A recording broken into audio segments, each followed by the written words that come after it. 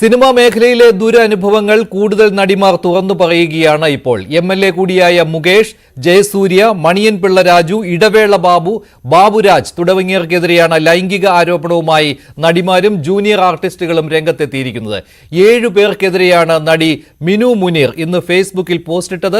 അതിനുശേഷം അവർ മാധ്യമങ്ങളോട് സംസാരിക്കുകയും ചെയ്തു. ഇതിൽ നടൻ മുകേഷും ഉൾപ്പെടുന്നു. ശാരീരികമായി പീഡിപ്പിച്ചതായും ലൈംഗിക ചുവയോടെ സംസാരിച്ചതായും മിനു മുനീർ വെളിപ്പെടുത്തുകയുണ്ടായി. ആദ്യം മിനു മുനീറിന്റെ പ്രതികരണത്തിലേക്ക്. ആരോപണം ഉന്നയിച്ച് നിരവധി സ്ത്രീകൾ രംഗത്തെത്തിയിരിക്കുകയാണ്. തങ്ങൾ ഇത്തരത്തിലുള്ള അട്രോസിറ്റികൾ നേരിട്ടു എന്നുള്ളത് വ്യക്തമായ തെളിവുമായിട്ടാണ് മിനു മുനീർ നമ്മളോടൊപ്പം നിൽക്കുന്നത്. നമുക്ക് ചോദിക്കാം, ഏത് കാലഘട്ടത്തിലായിരുന്നു മാമിന് ഇങ്ങനെ ഒരു അട്രോസിറ്റി ഉണ്ടായത്? ഞാൻ 2008-2009 ദേ അങ്ങോട്ട് നോക്കിയെന്ന സിനിമ ബാലേന്ദ്രൻ അഭിനയിക്കാൻ വന്നത്. അതിനു മുമ്പ് ഞാൻ ദുബായിൽ വർക്ക് ചെയ്യായിരുന്നു. അപ്പൊ അവിടെ നേരെ സെക്രട്ടേറിയറ്റിലോട്ടാണ് വന്നത്. സെക്രട്ടേറിയറ്റിൽ വെച്ചായിരുന്നു ഈ ഷൂട്ടിങ്. അപ്പൊ അവിടുത്തെ ടോയ്ലറ്റിൽ പോയിട്ട് ഞാൻ ഇറങ്ങിയിട്ട് സാരി ഞോർച്ചിലെങ്കിലും പിടിച്ചിട്ട് പുറകിൽ പെട്ടെന്ന് ഒരാൾ കയറി കെട്ടിപ്പിടിക്കും. നമ്മൾ പേടിച്ച് പുറകോട്ട് നോക്കിയപ്പോഴത്തേക്ക് ജയസൂര്യ ആയിരുന്നു. ജയസൂര്യ പെട്ടെന്ന് ഉടനെ തന്നെ ഞാൻ ലിപ്സ് കിസ് ചെയ്യുകയും അങ്ങനെ പിടിച്ചോണ്ടിരുന്നത് ഞാൻ തള്ളി മാറ്റിയിട്ട് ഓടിപ്പോയി, താഴെ ഓടിപ്പോയി. അപ്പം ജഗതി ചേട്ടൻ was very decent and was very genuine and I was very comfort with him. Jagathy ചേട്ടൻ്റെ അടുത്ത്. So I thought I can share with him. ഇതെന്ത് അപ്പൊ നമ്മൾ ആദ്യമായിട്ട് സിനിമയിൽ വന്നപ്പോൾ ഇതാണോ സിനിമ, ഇങ്ങനെയൊക്കെയാണോ സിനിമ അല്ലേ, അങ്ങനെ ഒരു തോന്നലും ഒരു പേടിയും. അപ്പൊ അപ്പോഴത്തേക്കും പുള്ളിക്കാരൻ എന്റെ പുറകെ ഓടി വന്നു അരജീശ്വരി. എന്നിട്ട് പറഞ്ഞു, മിനു എനിക്കൊരു കാര്യം ചോദിച്ചാൽ യെസ് ഓർ നോ എന്ന് പറയാൻ പറഞ്ഞു. അപ്പൊ എന്താന്ന് വെച്ചപ്പോഴത്തേക്ക് പറഞ്ഞു, എനിക്ക് ട്രിവാൻഡ്രത്ത് ഫ്ലാറ്റ് ഉണ്ട്, എനിക്ക് അവിടെ മിനു വരുവാണെങ്കിൽ മിനു പല നേട്ടങ്ങളുണ്ടാവും. അപ്പൊ ഞാൻ നോന്ന് പറഞ്ഞു. അതിനുശേഷം പുള്ളിക്കാരനൊന്നും ചെയ്തിട്ടില്ല. ഇത് ആരോപണമാണ്, ആളുകൾ പുറത്തു വരട്ടെ, ഇതൊക്കെ കെട്ടിച്ചമിക്കുന്ന കഥകളാണെന്നാണ് മുകേഷ് നേരത്തെ ഇങ്ങനെ ആരോപണം ഉന്നയിച്ച് വന്നവർക്കെതിരെ പറഞ്ഞത്. മാമിനും അത്തരത്തിലൊരു ആരോപണം പുള്ളിക്കെതിരെ പറയാനുണ്ട്? തീർച്ചയായിട്ടും. കാരണം ഞാൻ ഒരു വ്യക്തിമാണല്ലോ. ഞാൻ ഒരുപാട് മെന്റൽ ടോർച്ചറും മെന്റൽ അഗ്നിയും ഞാൻ സഫർ ചെയ്തതാണ്. കാരണം സിനിമാ ഫീൽഡിൽ ഞങ്ങളൊക്കെ ഒത്തിരി ഒരുപാട് ആഗ്രഹങ്ങളൊക്കെ ആയിട്ട് വന്നവരാ ഞങ്ങള്. പക്ഷെ അതിനുള്ളൊരു സാഹചര്യം, ഞങ്ങളുടെ ആ ഒരു സ്വപ്നത്തെയാണ് അവർ തകർത്ത് കളഞ്ഞത് ഇവര്. അപ്പം അവർക്കിനി അഭിനയിക്കാൻ ഈ ബെഡ് ഷെയർ ചെയ്യാൻ പറ്റാത്തതിന്റെ പേരിൽ അവരെ അതിന് വിളിക്കണ്ട, ഒന്നിനും വേണ്ട, അങ്ങനെയുള്ള രീതിയിൽ ഞങ്ങളെ ആക്ഷേപിക്കുകയും പലരുടെ മുമ്പിലിട്ടിട്ട് കളിയാക്കുകയൊക്കെ ചെയ്തുകൊണ്ട് തന്നെയാണ്. പിന്നെ അമ്മയിൽ മെമ്പർഷിപ്പും തരാൻ തയ്യാറായില്ല, ബെഡ് ഷെയർ ചെയ്യാത്തതുകൊണ്ട്. അതുകൊണ്ട് ഞാൻ മലയാള ഫിലിം തന്നെ വിട്ടിട്ട് ഞാൻ ഇവിടുന്ന് പോവുകയായത്, ഷിഫ്റ്റ് ചെയ്ത് ചെന്നൈക്ക് പോവുകയത്. ഈ അമ്മയുടെ മെമ്പർഷിപ്പുമായിട്ട് ബന്ധപ്പെട്ടുള്ള ആപ്ലിക്കേഷനുകൾക്ക് ഫോർവേഡ് ചെയ്യുന്ന ഒരു സാഹചര്യത്തിൽ മുകേഷ് മാമിനോട് പറഞ്ഞത് എന്താണ്? അത് ശരി, അമ്പടി കള്ളി, നീ ഞാൻ അറിയാതെ അമ്മയിൽ നുഴഞ്ഞു കയറാമെന്ന് നോക്കിയോ? നിനക്ക് കൊടുക്കാൻ പറ്റത്തില്ല, നീ കൊടുക്കത്തില്ല, നീ കൊടുക്കണ്ട, ആർക്കും കൊടുക്കണ്ട. നീ മെഴുകുതിരിയുടെ വാസ്ക് വെച്ച് അവിടെ അങ്ങ് അടച്ചു വെച്ചോളാം, ആർക്കും കൊടുക്കണ്ട. ഞാൻ അറിയാതെ മലയാള സിനിമയിൽ ഒരു ഇല അനങ്ങല്ല എന്ന് പുള്ളിക്കാരൻ പറഞ്ഞപ്പോൾ എനിക്ക് മനസ്സിലായി, അയ്യോ ഇവിടെ നിന്നിട്ട് എനിക്ക് കാര്യമില്ല. കാരണം എനിക്ക് അമ്മയിൽ മെമ്പർഷിപ്പ് ഒന്നും കിട്ടത്തില്ല. ഇനി വന്ന സിനിമകളൊന്നും, കാരണം ഇവരുടെയൊക്കെ ഭാര്യമാരായിട്ടൊക്കെയല്ലോ വിളിക്കുന്നത്. അപ്പം അവർ പറയാം എനിക്ക് മിനുവിനെ വേണ്ടെന്ന് പറഞ്ഞാൽ തീർന്നില്ലേ. അമ്മയുടെ മെമ്പർഷിപ്പുമായിട്ട് ബന്ധപ്പെട്ട് പറയുമ്പോഴാണ് 25 വർഷം അമ്മയുടെ ജനറൽ സെക്രട്ടറി ആയിരുന്ന ആളാണ് ഇടവേള ബാബു. അപ്പൊ അദ്ദേഹവും ഇത്തരത്തിൽ സമീപിച്ചു എന്നൊരു ഇതും കൂടി കേട്ടിട്ടുണ്ട്. അതെ, അദ്ദേഹം ആദ്യമേ എന്റെ അടുത്ത് പറഞ്ഞത് മിനു പാട്ട് പാടും, ഡാൻസ് ഒക്കെ ചെയ്യും, അങ്ങനെയാണെങ്കിൽ മിനു എന്റെ കൂടെ നിൽക്കുവാണെങ്കിൽ മിനുവിന് പല നേട്ടങ്ങളുണ്ടാവും, ഞാൻ സ്റ്റേജ് ഷോസ് ഒക്കെ കൊണ്ടുപോകും, അങ്ങനെയൊക്കെ കൊണ്ടുപോകാം. പിന്നെ ഞാൻ ബാച്ചലറാണ്, എന്റെ കൂടെ ഒന്ന് മിനുവിന് സഹകരിക്കാം, എന്റെ കൂടെ ഒപ്പം നിൽക്കുക, ഞാനൊക്കെ ഒരു രീതിയിലാണ് പുള്ളി എന്റെ അടുത്ത് ചെയ്ത്. വളരെ മോശമായിട്ട് തന്നെ അവളെ അബ്യൂസ് ആയിരുന്നു പുള്ളിക്കാരന്റെ സൈഡിൽ നിന്ന്. അത് കഴിഞ്ഞതിന് ശേഷം ഇദ്ദേഹം തന്നെയാണ് സെക്രട്ടറി, ഇദ്ദേഹത്തിനെ കാണാതിരിക്കാൻ പറ്റത്തില്ലല്ലോ അമ്മയിലെ മെമ്പർഷിപ്പ് ഇടാൻ വേണ്ടി. അപ്പൊ പറഞ്ഞു അങ്ങോട്ട് ഫ്ലാറ്റിലോട്ട് വരാൻ പറഞ്ഞു, ഫോം തന്ന് ഒപ്പിട്ട് താൻ ഇന്ന് തന്നെ അപ്ലൈ കൊടുക്കാന്ന് പറഞ്ഞു. അപ്പൊ അവിടെ ചെന്നപ്പോൾ പുള്ളിയും ഫിസിക്കൽ അബ്യൂസ് ചെയ്തു എന്റെ കൺസെന്റ് ഇല്ലാണ്ട്. സുരേഷ് ഗോപി അദ്ദേഹത്തിന്റെ മേക്കപ്പ് മാൻ വിളിച്ച് ഭീഷണിപ്പെടുത്തുന്നതുമായിട്ടുള്ള ഒരു ബന്ധപ്പെട്ട് മാമോട്ടൊരു ക്ലാഷ് ഉണ്ടായി, അതുമായി ബന്ധപ്പെട്ടൊരു പരാതി നിലനിൽക്കുന്നുണ്ടല്ലോ 10 വർഷം മുൻപ്. ഞാനത് പിൻവലിച്ചായിരുന്നു. അതെന്തായിരുന്നു പരാതി? അത് ഈ മേക്കപ്പ് മാനെ ഞാൻ അറിയത്തുമില്ല, ഒന്നുമില്ല, വെറുതെ വേറെ ഡ്രൈവറിന്റെ കഥയും കേട്ട് എന്നെ വിളിച്ച് ഭീഷണിപ്പെടുത്തി. അപ്പൊ അയാൾക്ക് അതിനകത്ത് ഇന്റർഫിയർ ചെയ്യേണ്ട ഒരു ആവശ്യമില്ല. അപ്പൊ ഞാൻ അത് സുരേഷ് ഗോപി സാറിനെ വിളിച്ച് പറഞ്ഞു, അതെങ്ങനെ, ഞാൻ മിനു ആണ് സംസാരിക്കുന്നത്, ഞങ്ങൾ ഓൾറെഡി ആയുധം എന്ന സിനിമയിൽ അഭിനയിച്ചിട്ടുണ്ട്, ഇതിങ്ങനെ നിങ്ങളുടെ മേക്കപ്പ് ഇത്രയും പറഞ്ഞതേ ഉള്ളൂ. പുള്ളി എന്നെ അങ്ങ് ഷൗട്ട് ചെയ്തു, you are too smart, I put you in ടേഞ്ചോ തുടങ്ങുന്നത്. ഞാനങ്ങ് ധരിച്ചു, കാരണം നമ്മൾ ഒരു സ്ത്രീ എന്തെങ്കിലും ആയിക്കോട്ടെ, ആ ഒരു സ്ത്രീ എന്നൊരു പരിഗണന പോലും അത്രയും കൂടെ പക്വതയില്ല അദ്ദേഹത്തിന്. അദ്ദേഹം ഉടനെ എന്താണ് മിനുവിന്റെ ആവലാതി അത് കേൾക്കാൻ പോലും തയ്യാറാകാതെ എന്നെ എന്തൊക്കെയോ കൊടുന്നുണ്ടെങ്കിൽ ഫയർ ചെയ്തു പുള്ളിക്കാരൻ. അപ്പൊ അതിനുശേഷം ഞാൻ കംപ്ലൈന്റ് കൊടുത്തു, അദ്ദേഹത്തിനെതിരെ കൊടുത്തില്ല, ഈ മേക്കപ്പ് മാനെതിരെ ഞാൻ കംപ്ലൈന്റ് കൊടുത്തായിരുന്നു. ഈ അഡ്വക്കേറ്റ് ചന്ദ്രശേഖർ എന്നൊരാൾ കഥയിൽ വന്നു. ഈ അഡ്വക്കേറ്റ് ചന്ദ്രശേഖരൻ എന്ന് പറഞ്ഞ ആള് ഇദ്ദേഹം കുട്ടിക്കാലത്ത് ഒരു സിനിമ പേര് മറന്നുപോയി. അപ്പൊ അതിൽ ഞാൻ അത് കോ പ്രൊഡ്യൂസർ ആയിരുന്നു. അപ്പം പ്രീ പ്രൊഡക്ഷന് വേണ്ടി ഞാൻ എന്റെ വണ്ടിയിലാണ് ഞാൻ ഇവരെല്ലാം ലൊക്കേഷനെല്ലാം കൊണ്ടേ കാണിച്ചത്. അത് കഴിഞ്ഞിട്ട് കുട്ടിക്കാലത്ത് 3 ദിവസം ഷൂട്ടിംഗ് കഴിയുകയും ചെയ്തു. 3 ദിവസം കഴിഞ്ഞത്തേക്കും ഈ അഡ്വക്കേറ്റ് ചന്ദ്രശേഖരൻ പറഞ്ഞു, മിനു പ്രൊഡ്യൂസർ വന്നിട്ട് നമുക്ക് അവിടെ ലൊക്കേഷൻ ഒന്ന് കാണാം എന്ന് പറഞ്ഞു. അപ്പൊ ഞാൻ ലൊക്കേഷൻ കാണാമല്ലോ. അപ്പൊ അവിടെ ചെന്നപ്പോൾ ഒരാളെ ഒരാളുടെ റിസോർട്ടിനകത്ത് കെട്ടിക്കൊണ്ടുപോയി അവിടെ കൊണ്ടിരുത്തിയിട്ട് ഇയാൾ പെട്ടെന്ന് അപ്രത്യക്ഷമായി, ഈ അഡ്വക്കേറ്റ് ചന്ദ്രശേഖരൻ. അപ്പൊ ഞാൻ അവിടെ തന്നെ ഇരുന്ന് സംസാരിച്ചു. അപ്പം അന്ന് ഉച്ചകഴിഞ്ഞായിരുന്നു. അപ്പൊ പിള്ളേർ വരേണ്ട സമയമായപ്പോഴത്തേക്ക് ഞാൻ പറഞ്ഞു, സാറേ പിള്ളേർ വരേണ്ട സമയമായിരുന്നു, ഞാൻ ഇറങ്ങട്ടെ എന്ന് പറഞ്ഞു. മറ്റേ അഡ്വക്കേറ്റിനെ കാണാനുമില്ല, പുള്ളി വന്നാൽ ഞാൻ പോയിന്ന് പറഞ്ഞേരെ എന്ന് പറഞ്ഞ് ഇറങ്ങിയപ്പോഴത്തേക്ക് ഇദ്ദേഹം പറഞ്ഞു, അയ്യോ അങ്ങനെ പോകില്ല, അങ്ങനെ പോകാനല്ലല്ലോ വന്നതുകൊണ്ട് ഇദ്ദേഹം കയറി എന്നെ ഇങ്ങനെ തോളത്തൊക്കെ കെട്ടി ഇങ്ങനെയൊക്കെ പിടിച്ച് തലയിലൊക്കെ. അപ്പൊ ഞാൻ പെട്ടെന്ന് ഇങ്ങനെ പതുക്കെ ഇതെന്താ നമ്മൾ അൺഎക്സ്പെക്ടഡ് ആണല്ലോ.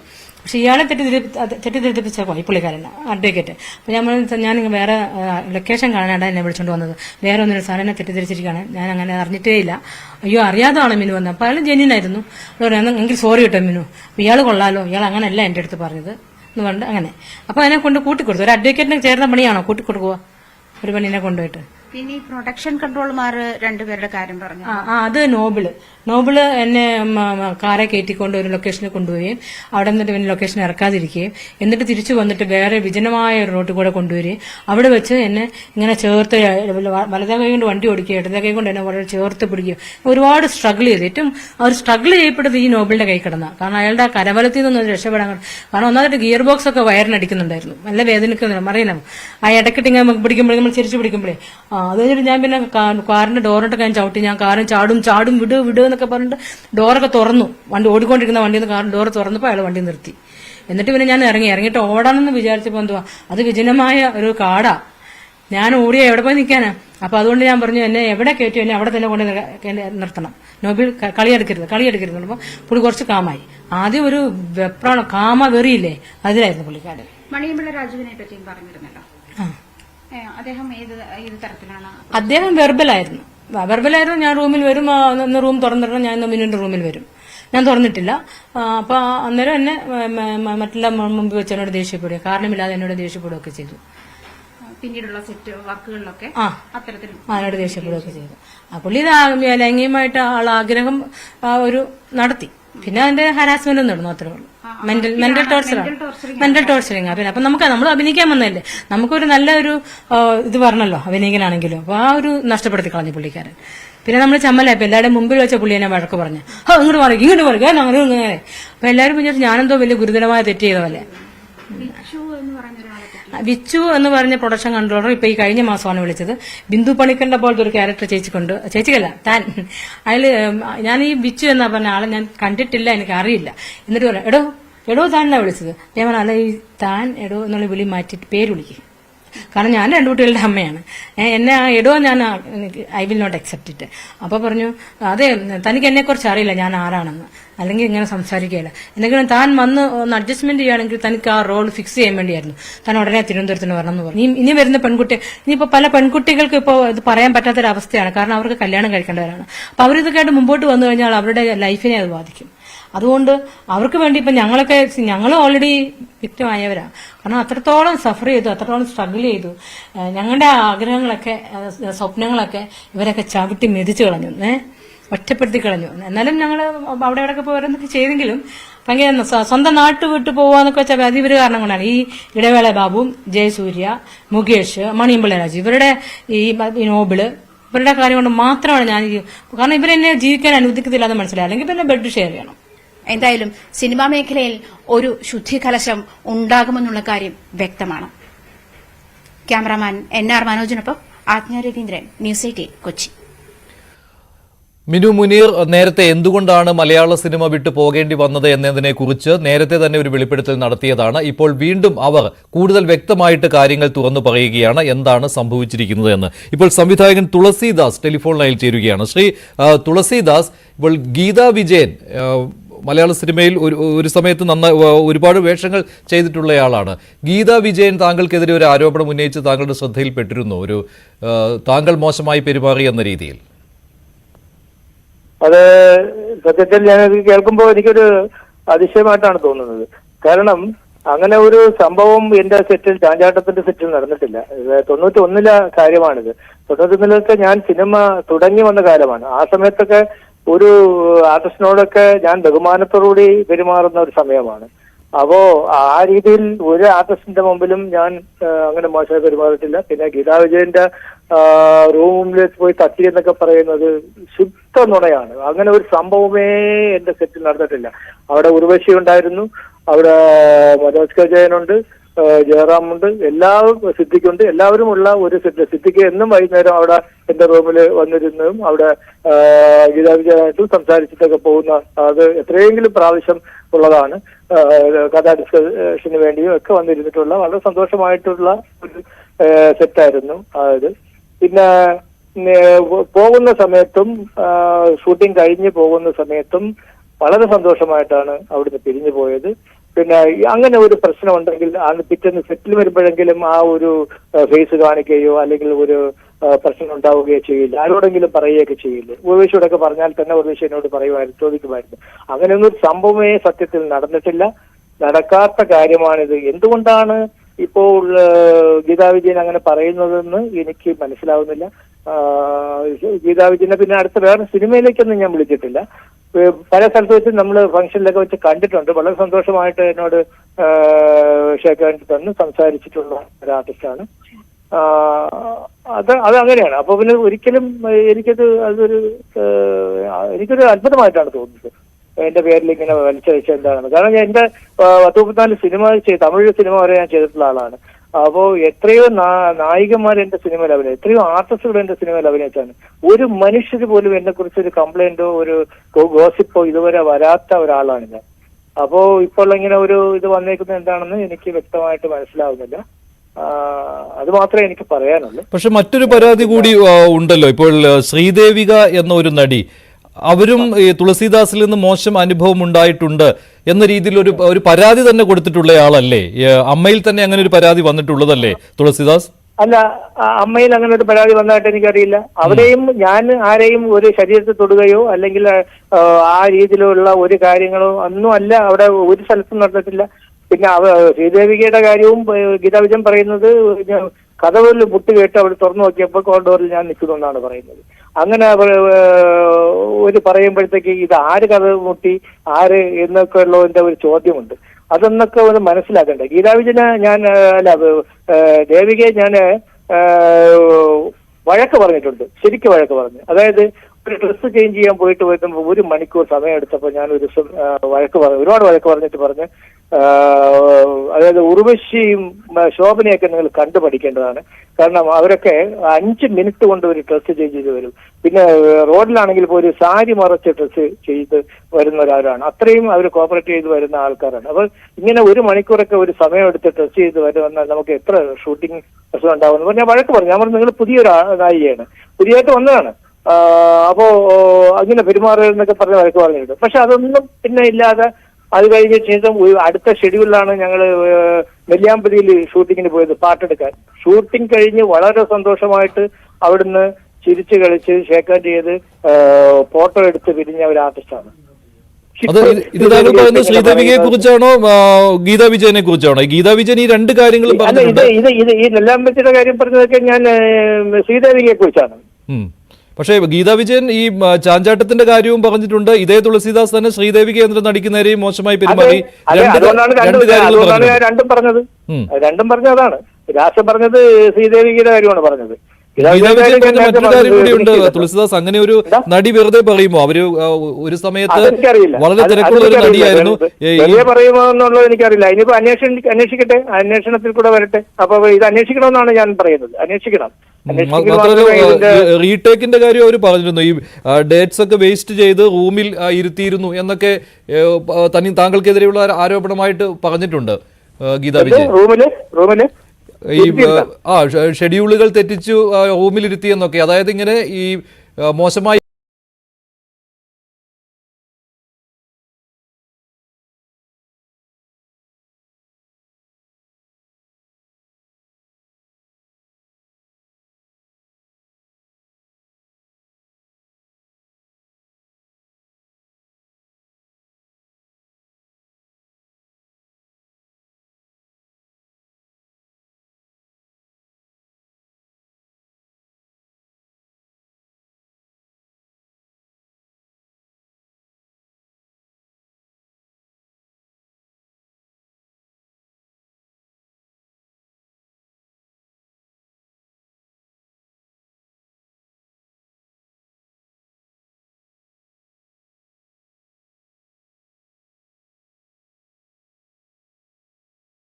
വന്നാൽ അതിന്റെ തെളിവ് കേട്ട് അത് കഴിഞ്ഞിട്ട് ഞാൻ എന്തിനാണ് എന്നെ കുറിച്ച് പറയാനുള്ള ഒരു ഇതിൽ ഞാൻ മാനനഷ്ട കേസിന് ഫയൽ ചെയ്യും. ഓക്കെ, അവർ പറഞ്ഞത് ഞങ്ങൾ ഒന്നിച്ചൊരു സ്റ്റേറ്റ്മെന്റ് തരും, ഒന്നിച്ച് കാര്യങ്ങൾ പറയുമെന്നാണ് ഗീതാ വിജയൻ ഇപ്പോൾ അതിനെന്താ വരട്ടെ, അവർ വരട്ടെ കേട്ടോ. ശരി, നന്ദി. ഇത്രയും പ്രതികരിച്ചത് ഗീതാ വിജയൻ ന്യൂസ് 18-ുമായിട്ട് പ്രതികരിച്ചിരുന്നു. അവരുടെ പ്രതികരണത്തിലേക്ക് വരാം. FEMA committee findings ആക്ച്വലി നല്ലൊരു പ്ലാറ്റ്ഫോമാണ്. ഇത് ഇപ്പൊ വന്നത് വളരെ നന്നായി. Actually it was inevitable to the industry. Thanks to the Pinarayi Vijayan government for facilitating this. And പിന്നെ എന്താ ഞാൻ പറയാ, കാരണം ഇത് ഇപ്പോ ഈ ഒരു ഇത് വളരെ നന്നായി ഇത് വന്നത്. ആക്ച്വലി എപ്പോഴോ വരേണ്ടതായിരുന്നു. ആൻഡ് ഇപ്പൊ ഈ കമ്മിറ്റി ഫൈൻഡിങ്സ് ഇപ്പൊ എല്ലാവരും ഒന്ന് ഭയപ്പെടുന്നുണ്ട്. Everybody lot of people have undergone traumas and everything.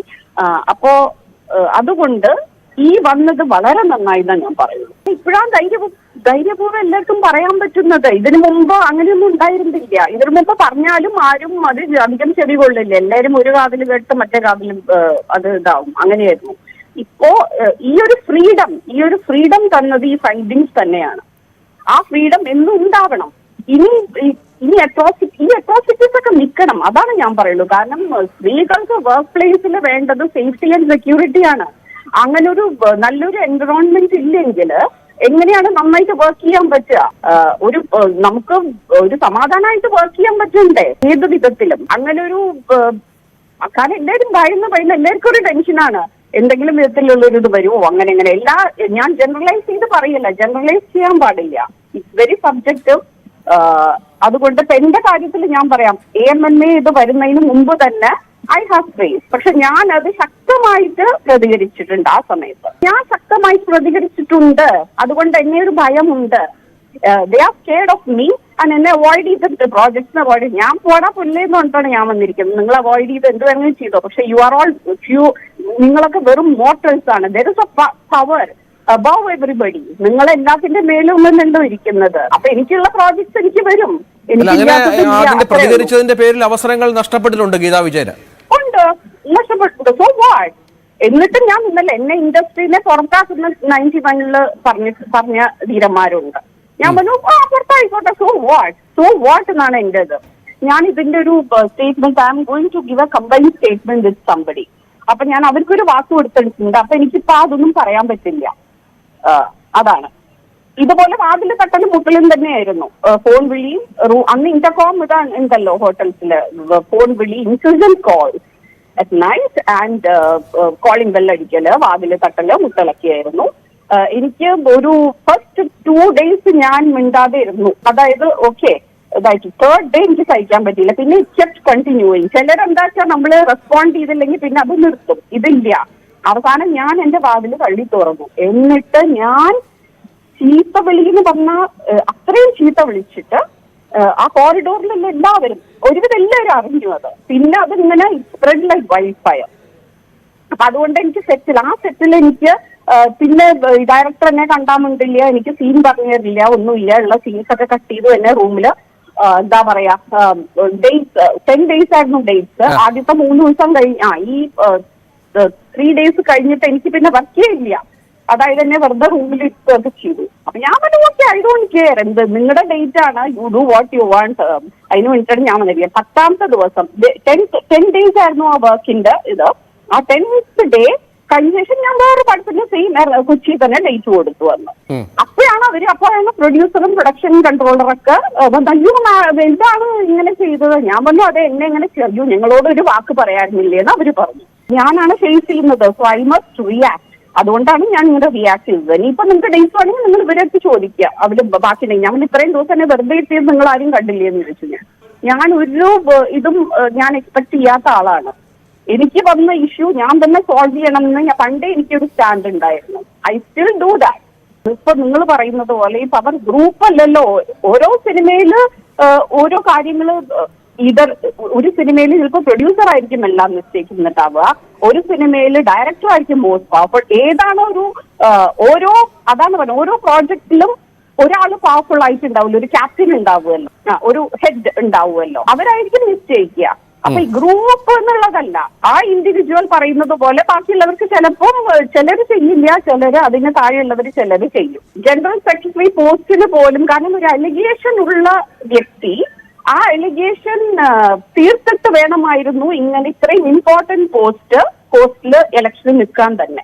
അതെന്തുകൊണ്ട് അവിടെ സ്റ്റോപ്പ് ആയില്ല എന്ന് എനിക്കറിയില്ല. കാരണം ഞാൻ മനസ്സിലത് വിചാരിച്ചിരുന്നു. ഈ അലിഗേഷൻ ഉണ്ടല്ലോ, 2019 or 2018 അലിഗേഷൻ വന്നത്. പിന്നെ അപ്പൊ അത് റിസോൾവ് ആയില്ല.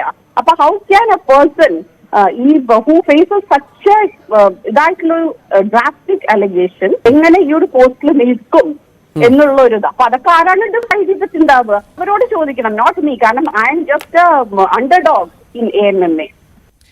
ഗീതാ വിജയൻ തുറന്നു പറഞ്ഞ കാര്യങ്ങളിൽ ഏറ്റവും പ്രധാനപ്പെട്ടത് സംവിധായകൻ തുളസീദാസിനെതിരെയുള്ള ആരോപണമായിരുന്നു. 1991 ചാഞ്ചാട്ടം എന്ന സിനിമയുടെ സെറ്റിൽ വെച്ചാണ് ഇങ്ങനെയൊരു മോശം അനുഭവം ഉണ്ടായതെന്ന് ഗീതാ വിജയൻ പറയുകയാണ്. വാതിലിൽ വന്ന് തുടർച്ചയായി മുട്ടുകയായിരുന്നു. ഇതിനെതിരെ ശക്തമായി പ്രതികരിച്ചു, ചീത്ത വിളിച്ചു സംവിധായകനെ. അതിനുശേഷം സംവിധായകൻ സെറ്റിൽ മിണ്ടാതായി. അതുപോലെ തന്നെ സീനുകൾ വിവരിച്ചു തരുന്നില്ലായിരുന്നു. റൂമിൽ വെറുതെ ഇരുത്തി തന്റെ ഷെഡ്യൂളുകൾ വെറുതെ വേസ്റ്റ് ചെയ്തു എന്നാണ് ഗീതാ വിജയൻ പറഞ്ഞത്. എന്നാൽ ഈ ആരോപണം സംവിധായകൻ തുളസീദാസ് നിഷേധിച്ചിരിക്കുകയാണ്. ഇങ്ങനെയൊരു കാര്യം ആ സിനിമയുടെ സെറ്റിൽ വെച്ച് നടന്നിട്ടില്ല എന്നാണ് തുളസീദാസ് അല്പം മുമ്പ് ന്യൂസ് 18 പറഞ്ഞത്. അതുമാത്രമല്ല, മറ്റൊരു നടിയായ ശ്രീദേവിക കൂടി തുളസീദാസിനെതിരെ ഒരു ആരോപണം ഉന്നയിച്ചിരുന്നു. 2006 നടന്ന ഒരു സംഭവമാണ്. ഇക്കാര്യവും തുളസീദാസ് നിഷേധിച്ചിരിക്കുകയാണ്. അന്വേഷണം നടക്കട്ടെ എന്നാണ് തുളസീദാസ് പറഞ്ഞത്. അതേസമയം ശ്രീദേവികയുമായി ചേർന്ന് പരാതി നൽകുമെന്ന് ഗീതാ വിജയൻ പറഞ്ഞിട്ടുണ്ട്. മറ്റൊന്ന്, നടൻ ബാബുരാജിനെതിരെ ജൂനിയർ ആർട്ടിസ്റ്റ് ഗുരുതരമായ ആരോപണം ഉന്നയിച്ചിരിക്കുകയാണ്. അവസരം നൽകാമെന്ന് വാഗ്ദാനം ചെയ്ത് ലൈംഗികമായി പീഡിപ്പിച്ചുവെന്നാണ് ബാബുരാജിനെതിരെയുള്ള വെളിപ്പെടുത്തൽ. ഹലോ, നമസ്കാരം. ഞാന് ഇപ്പോ ഇങ്ങനെ ഒരു സാഹചര്യത്തില് വരാനുള്ള കാരണം എന്ന് വെച്ചാല്, എന്റെ ലൈഫില് വളരെ ചെറുപ്പത്തിൽ തന്നെ ഞാൻ അനുഭവിച്ച, സിനിമാ മേഖലയിൽ നിന്ന് അനുഭവിച്ച കുറെ ദാരുണമായ കുറെ പ്രശ്നങ്ങളും വിഷമങ്ങളും മനസ്സിൽ ഒതുക്കിക്കൊണ്ട് നടന്ന ഒരാളായ എന്ന നിലയ്ക്കാണ്. എന്തായാലും ഹേമ കമ്മിറ്റി റിപ്പോർട്ട് വന്നതോടെ കുറെ പെൺകുട്ടികൾക്കൊരു മനസ്സിനൊരു ധൈര്യവും ശക്തിയും ഒക്കെ ഇതൊക്കെ തുറന്നു പറയാനുള്ള ഒരു ധൈര്യമൊക്കെ കിട്ടിയിട്ടുണ്ട്. ഞാന് എന്റെ പേരോ കാര്യങ്ങളോ ഒന്നും തൽക്കാലം വെളിപ്പെടുത്താൻ ഉദ്ദേശിക്കുന്നില്ല. കാരണം ഞാനിപ്പോ ഒരു ലൈഫ് മാരീഡ് ആയിട്ടിരിക്കുകയാണ്. എന്റെ ഹസ്ബൻഡിന്റെ സപ്പോർട്ടോട് കൂടിയാണ് ഞാനിപ്പോ ഇത് പറയാൻ ഉദ്ദേശിക്കുന്നത്. മറ്റൊന്നുമല്ല, നമ്മളുടെ അമ്മ മെമ്പേഴ്സില് ഇപ്പോൾ ജനറൽ സെക്രട്ടറി സ്ഥാനത്തേക്ക് വരാൻ പോകുന്ന മിസ്റ്റർ ബാബുരാജ്, അദ്ദേഹത്തിന്റെ പേര് ഞാനിപ്പോ ന്യൂസ് ചാനലില് 24 ചാനലിൽ കണ്ടു. അത് കണ്ടപ്പോഴാണ് എനിക്കിതൊന്ന് വരണമെന്ന് തോന്നിയത്.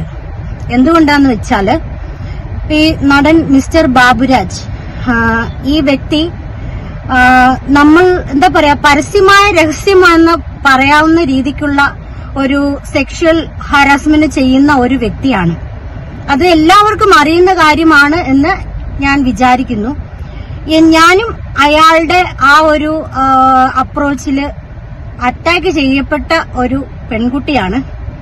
എന്ന് വെച്ചാല് വളരെ ചെറുപ്പത്തിലെ തന്നെ വീട്ടിലെ സാമ്പത്തിക ബുദ്ധിമുട്ടുകളും പ്രശ്നങ്ങളും ഒക്കെ കാരണം ഒറ്റപ്പെട്ടു പോയ ഒരു പെൺകുട്ടി എന്ന നിലയ്ക്ക് ഒരുപാട് ജോലികളും കാര്യങ്ങളൊക്കെ അന്വേഷിച്ച് നടന്ന ഒരു കുട്ടിയാണ് ഞാന്. അതേപോലെ തന്നെ വിദ്യാഭ്യാസ കാലത്ത് അഭിനയത്തില് നാടകങ്ങൾ ചെയ്യുന്നതിലൂടെയൊക്കെ ബെസ്റ്റ് ആക്ട്രസിന്റെ സമ്മാനം കിട്ടുകയൊക്കെ ചെയ്തതിന്റെ പേരിൽ സിനിമാ മേഖല വളരെ നല്ല ഒരു ഫീൽഡാണ്. നമുക്ക് നല്ല കഴിവുകൾ ഉണ്ടെങ്കിൽ കയറി പോകാൻ പറ്റുന്ന ഒരു ഫീൽഡാണ്. ലൈഫ് എന്തായാലും ബെറ്റർ ആവും, നല്ലൊരു ലൈഫ് കിട്ടും എന്നൊക്കെയുള്ള സ്വപ്നങ്ങൾ വെച്ചുകൊണ്ടാണ് ഈ സിനിമാ ഫീൽഡിലേക്ക് ഞാനൊന്ന് ട്രൈ ചെയ്തത്. ഫസ്റ്റില് വളരെ ചെറുപ്പത്തിൽ തന്നെ എനിക്ക് ഉണ്ടായൊരു അനുഭവം എന്ന് വെച്ചാല്, ബാബുരാജ് എന്ന ആള് ഇദ്ദേഹം സിനിമയിൽ ചാൻസ് തരാം എന്ന് പറഞ്ഞപ്പോ, നമ്മൾക്കറിയാം മലയാള സിനിമയിൽ അത്യാവശ്യം എല്ലാ പ്രമുഖ നടന്മാരോടൊപ്പം അഭിനയിച്ച ഒരാളാണ് ബാബുരാജ്. അത്യാവശ്യം ഫെയിം ആയിട്ടുള്ള ഒരാളാണ്. അദ്ദേഹത്തിന്റെ റെക്കമെൻഡേഷൻ ഉണ്ടെങ്കിൽ സിനിമയിൽ കയറി പറ്റാം, നല്ല റോളുകൾ കിട്ടും എന്ന പ്രതീക്ഷയിലിരിക്കുമ്പോഴാണ് ഇദ്ദേഹം എന്റെ അടുത്ത് പറയുന്നത്, അദ്ദേഹത്തിന്റെ ആലുവയിലുള്ള വീട്ടിൽ വരിക, അവിടെ ഡയറക്ടേഴ്സും സ്ക്രിപ്റ്റ് റൈറ്റേഴ്സ് ഒക്കെ ഉണ്ട്, അപ്പൊ കഥയൊക്കെ ഡിസ്ക്രിപ്റ്റ് ചെയ്തിട്ട് നമുക്ക് നല്ല റോള്, ബെറ്റർ റോള് തരാം, എന്താ പറയാ, ഓൾ ഔട്ട് റോൾസ് തരാമെന്ന് പറഞ്ഞു. അങ്ങനെ എനിക്കപ്പോ ഈ എറണാകുളം എങ്ങനെയാ പോകണ്ടേ ഒന്നും അറിയില്ല. ലൈൻ ബസ്സിൽ കയറിയാണ് ഞാൻ പോകുന്നത്. കുറച്ച് ദൂരെ എറണാകുളത്ത് നിന്ന് എന്റെ വീട്. അപ്പം ഞാനവിടെ എത്തുമ്പോ ഒരു ഉച്ച സമയമായി. അപ്പൊ ഞാൻ ചോദിച്ചു, സാർ ഇവിടെ ആരും വന്നിട്ടില്ലല്ലോ. അപ്പൊ അവര് വരാൻ കുറച്ച് വൈകും, എല്ലാവരും കുറച്ച് തിരക്കിലാണ്, വെയിറ്റ് ചെയ്യുമെന്ന് പറഞ്ഞു. എനിക്ക് താഴെ പുള്ളിയുടെ 2 നില വീടാണ്, ആലുവയിലുള്ള വീട്. അവിടെ താഴെ ഒരു റൂം എനിക്ക് തന്നു, ഇവിടെ റെസ്റ്റ് ചെയ്യുമെന്ന് പറഞ്ഞിട്ട്. അങ്ങനെ ഫുഡ് കഴിക്കാമെന്ന് പറഞ്ഞിട്ട് എന്നെ വന്ന് വിളിച്ച സമയത്ത് ഇയാള് ഓക്കെ എന്ന് പറഞ്ഞ് ഞാൻ ഡോറ് തുറക്കുകയും അകത്ത് കയറി ഡോറ് ലോക്ക് ചെയ്യാണ് ചെയ്തത്. പെട്ടെന്ന് എനിക്കൊന്നും മനസ്സിലായില്ല. താന് അത് പറയാൻ എനിക്ക് പറ്റൂല. അങ്ങനെയുള്ള വർത്താനമൊക്കെ പറഞ്ഞിട്ട് ഡയറക്റ്റ്ലി അറ്റാക്ക് ചെയ്യാണ് ചെയ്തത്. നമ്മളതിന് ഓക്കെ ആണോ അല്ലയോ അതൊന്നും ഇവർക്കൊരു വിഷയമല്ല. ഇവർ വിചാരിക്കുന്നത് എല്ലാ കുട്ടികളും ഇങ്ങനെയാണ് എന്നുള്ള ധാരണയിലാണ് ഇവരിയ്ക്കുന്നത്. കാരണം പല പെൺകുട്ടികളും റോള് കിട്ടാൻ വേണ്ടിയിട്ട് അവരുടെ അവരുടെ ഇത് സേഫായിട്ട് നമ്മളുടെ ലൈഫിൽ നമ്മൾക്ക് എന്താണോ എത്തിക്സ് ആയിട്ട് നമ്മൾ കരുതി വെക്കണം അതൊക്കെ അവർ ചിലപ്പോ കൊടുക്കാറുണ്ട്. ആ ഒരു സാഹചര്യത്തിൽ എന്തിനും സിനിമയ്ക്ക് വേണ്ടി അല്ലെങ്കിൽ ഓരോ പെൺകുട്ടിയുടെയും ജീവിതം അവര് മുതലെടുക്കുകയാണ് ചെയ്യുന്നത്. ഇന്നാരെ അങ്ങനെയാണ് ഇവർക്ക് എന്തെങ്കിലും ബാക്ക്ഗ്രൗണ്ട് അന്വേഷിക്കുക, അല്ലെങ്കിൽ സിനിമയിൽ അത്ര ആഗ്രഹമുള്ള കുട്ടിയാണോ, അല്ലെങ്കിൽ അതിനു വേണ്ടിയിട്ട് അങ്ങനെയൊക്കെ ചിന്തിച്ചിട്ട് ഇവർ പെട്ടെന്ന് അറ്റാക്ക് ചെയ്യാം. അങ്ങനെ ഇയാൾ എന്നെ ആലുവയിലുള്ള വീട്ടിൽ വെച്ചിട്ട് എന്നെ സെക്ഷലി റേപ്പ് ചെയ്ത ആളാണ് മിസ്റ്റർ ബാബുരാജ്. അത് അന്ന് ഒരുപാട് സങ്കടവും വിഷമങ്ങളും, ഒന്നും എന്റെ കയ്യിൽ 5 പൈസ പോലും ഇല്ല. അങ്ങനെ എനിക്ക് അവിടുന്ന് ഒന്നും ചെയ്യാൻ പറ്റാത്തൊരു സിറ്റുവേഷൻ ആയിരുന്നു. അങ്ങനെ എന്നെ പിറ്റേ ദിവസമാണ് അവിടുന്ന് വിടുന്നത്. അന്ന് അതെനിക്കിപ്പോ പറയുമ്പോ തന്നെ സഹിക്കാൻ പറ്റില്ല. കാരണം നമ്മൾ നല്ല സ്വപ്നങ്ങളും പ്രതീക്ഷകളുമായിട്ട് ഇവരൊക്കെ ഇങ്ങനെയാണെന്ന് നമ്മൾ പ്രതീക്ഷിക്കുന്നില്ല. അങ്ങനെ നമ്മൾ മെന്റലി ഒരുപാട് വിഷമങ്ങൾ നമുക്കതിൽ ഫീൽ ചെയ്യും. കാരണം എന്ന് വെച്ചാൽ നമ്മളുടെ സാഹചര്യം കൊണ്ടാണല്ലോ നമ്മൾ അങ്ങനെയൊക്കെ വിചാരിക്കുന്നത്. അതേപോലെ ഈ ബാബുരാജ് എന്ന് പറഞ്ഞ ആള് പല മോശമായിട്ട് സംസാരിക്കുകയും ചാറ്റ് ചെയ്യും, അങ്ങനെയൊക്കെയുള്ള ഒരു വ്യക്തിയാണ്. എനിക്ക് പറയാനുള്ളതെന്ന് വെച്ചാൽ അർഹതയുള്ളവർക്ക് അർഹമായ സ്ഥാനം കിട്ടണം. ബാബുരാജ് ഒന്നും ഒരിക്കലും ഇതിന് അർഹനല്ല. എന്നെ പോലെ പല പെൺകുട്ടികൾക്കും ഇയാളിൽ നിന്ന് പല അനുഭവങ്ങളും ഉള്ളത് എനിക്കറിയാം. പക്ഷെ അവരിൽ പലവരും ഇപ്പോ ഓൾറെഡി ഒരു മാരീഡ് ലൈഫ് കൊണ്ടുപോകുന്ന ആൾക്കാരായതുകൊണ്ട് ഒരുപക്ഷെ അവരുടെ സാഹചര്യം ഇപ്പൊ അങ്ങനെ ആയിരിക്കും. ഒന്നും പുറത്ത് പറയാനോ വെളിപ്പെടുത്താനോ അവരാരും ഉദ്ദേശിക്കുന്നില്ല. കാരണം ലൈഫല്ലേ എല്ലാവർക്കും ഇമ്പോർട്ടന്റ്. എനിക്ക് ഇത്രയും പറയാൻ അവസരം കിട്ടിയത് എന്റെ ഹസ്ബൻഡിനോട് ഞാൻ എല്ലാം തുറന്നു പറഞ്ഞതിന് ശേഷമാണ് ഞാനൊരു ലൈഫിലേക്ക് വന്നത്. അതുകൊണ്ട് എനിക്കൊന്നും മറച്ചു വെക്കാനില്ല. എന്റെ സത്യസന്ധത കൊണ്ടാണ് എനിക്കൊരു ലൈഫ്, നല്ലൊരു ജീവിതം എനിക്ക് കിട്ടി. പിന്നെ അതേപോലെ തന്നെ പല നടന്മാര്, മിസ്റ്റർ ഷൈൻ ടോം ചാക്കോ, അതുപോലെ ആ ആളുടെ ഒരു സിനിമയ്ക്ക് വേണ്ടി എന്നെ 1-2 ആള് ബന്ധപ്പെടുകയും സിനിമയിൽ റോൾ ഉണ്ടെന്ന് പറയുകയും അതിനനുസരിച്ച് ഓൺ ദി സ്പോട്ടിൽ വിളിച്ചിട്ട് 1 മണിക്കൂറിനുള്ളിൽ ഫ്ലൈറ്റ് കയറുക, വയനാട്ട് വരിക എന്നൊക്കെ പറഞ്ഞാല് പെട്ടെന്ന് എനിക്ക് ഡൗട്ട് തോന്നിട്ട് ഞാൻ പലരെയും ബന്ധപ്പെട്ടപ്പോ അവർക്ക് പറയേണ്ടി വന്നു എനിക്ക് ആ സിനിമയിൽ റോളില്ല. എന്നെ അവര് വിളിക്കുന്നത് എന്റെ ഫോട്ടോ കണ്ട് ഷൈൻ ടോം ചാക്കോയ്ക്ക് അയാളോടൊപ്പം 2 ദിവസം ചില്ലൗട്ട് ചെയ്യണമെന്ന് അവരെന്നോട് ഓപ്പണായിട്ട് പറഞ്ഞു. ഞാൻ അതിനെ എതിർത്ത ആളാണ്. ഞാൻ പറഞ്ഞു എനിക്ക് റോളില്ലെങ്കിൽ ഞാൻ ഒരിക്കലും വരില്ല. അതിനുശേഷം ഷൈൻ ടോം ചാക്കോ എന്ന ആള് എറണാകുളത്തുള്ള പല ആൾക്കാരെ കൊണ്ട് എന്നെ കോണ്ടാക്ട് ചെയ്തു മീറ്റ് ചെയ്യാൻ വേണ്ടി.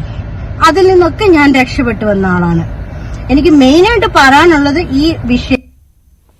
കൂടുതൽ വെളിപ്പെടുത്തലുകളും ആരോപണങ്ങളും വന്നുകൊണ്ടിരിക്കുകയാണ് സിനിമാ മേഖലയിലുള്ളവർക്കെതിരെ. അത് മുൻപ് നടന്ന പല സംഭവങ്ങളും ഇപ്പോൾ നടിമാർ തുറന്നു പറയാൻ തയ്യാറായിരിക്കുകയാണ്. അതിൽ ഏറ്റവും പ്രധാനപ്പെട്ട വെളിപ്പെടുത്തൽ ഇന്ന് വന്നിരിക്കുന്നത് മുകേഷിനെതിരെയും ജയസൂര്യക്കെതിരെയും മണിയൻപിള്ള രാജുവിനെതിരെയും ഇടവേള ബാബുവിനെതിരെയും ആരോപണം ഉന്നയിച്ച മിനു മുനീറിന്റേതാണ്. അവർക്ക് സിനിമ തന്നെ ഉപേക്ഷിച്ച് പോകേണ്ടി വന്നിരുന്നു. ഇതിന്റെ കൂടുതൽ വിവരങ്ങളുമായി ആജ്ഞ രവീന്ദ്രൻ ചേരുകയാണ് കൊച്ചിയിൽ നിന്ന്. ആജ്ഞ, ഇപ്പോൾ വെളിപ്പെടുത്തലുകൾ നടത്തിയിരിക്കുന്ന നടിമാരോട് ധൈര്യമായിട്ട് പരാതികൾ നൽകണം എന്ന് പല ആളുകളും പറയുന്നുണ്ട്, പോലീസിന് പരാതി കൊടുക്കുക എന്നുള്ളത്. മിനു മുനീറിന്റെ ഒരു നിലപാട് എങ്ങനെയാണ്? അവർ പരാതി കൊടുക്കുവാൻ സന്നദ്ധയാണോ?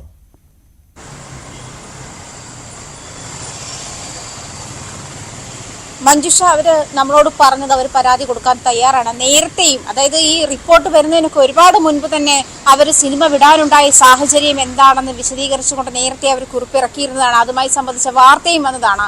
എന്തായാലും ഇത്തരമുള്ള മെന്റൽ ഹറാസ്മെന്റ് കൊണ്ട്, അതായത് ജോലി വേണമെങ്കിൽ ഇതുപോലെ കിടക്ക പങ്കിടണമെന്ന ഉപാധികൾ വെക്കുന്ന ആളുകളോട് നോ പറഞ്ഞതിന്റെ പേരിൽ ഈ ഫീൽഡ് വിടേണ്ടി വന്ന ആളാണ് മിനു മുനീർ എന്ന് പറയുന്ന ഈ നടി. അവരത് വളരെ കൃത്യമായിട്ട് മുകേഷിനെതിരെ, ഇടവേള ബാബുവിനെതിരെ, മണിയമ്പിള്ള രാജുവിനെതിരെ തുടങ്ങി ജയസൂര്യക്കെതിരെ, പ്രൊഡക്ഷൻ എക്സിക്യൂട്ടീവുകൾക്കെതിരെ, അഡ്വക്കേറ്റ് അതുമായി ബന്ധപ്പെട്ട പ്രൊഡക്ഷനുമായി ബന്ധപ്പെട്ട ഒരു അഡ്വക്കേറ്റിനെതിരെ തന്നെ കൂട്ടിക്കൊടുക്കാൻ, ഒരു പ്രൊഡ്യൂസർക്ക് തന്നെ കൂട്ടിക്കൊടുക്കാൻ കൊണ്ടുപോയി എന്ന് പറയുന്നത് ഉൾപ്പെടെയുള്ള സാഹചര്യങ്ങൾ അവര് നിരത്തി പറയുന്നുണ്ട്. ശരിക്കും പറഞ്ഞാൽ അക്ഷരാർത്ഥത്തിൽ ഞെട്ടി നിൽക്കുകയാണ് കേരളം. കാരണം ഒരു സ്ത്രീ അവരുടെ പാഷനായിട്ടുള്ള ഒരു ജോലി ചെയ്യാൻ വേണ്ടി ഏൽക്കേണ്ടി വന്ന മാനസിക സമ്മർദ്ദം, ശാരീരിക സമ്മർദ്ദം എത്ര വലുതാണ് എന്ന് വ്യക്തമായിക്കൊണ്ടിരിക്കുന്നു. ഓരോ ദിവസവും നടൻ ബാബുരാജിനെതിരെ ഒരു പെൺകുട്ടി വരുന്നു, കഴിഞ്ഞ ദിവസം സിദ്ദീഖിനെതിരെ വരുന്നു.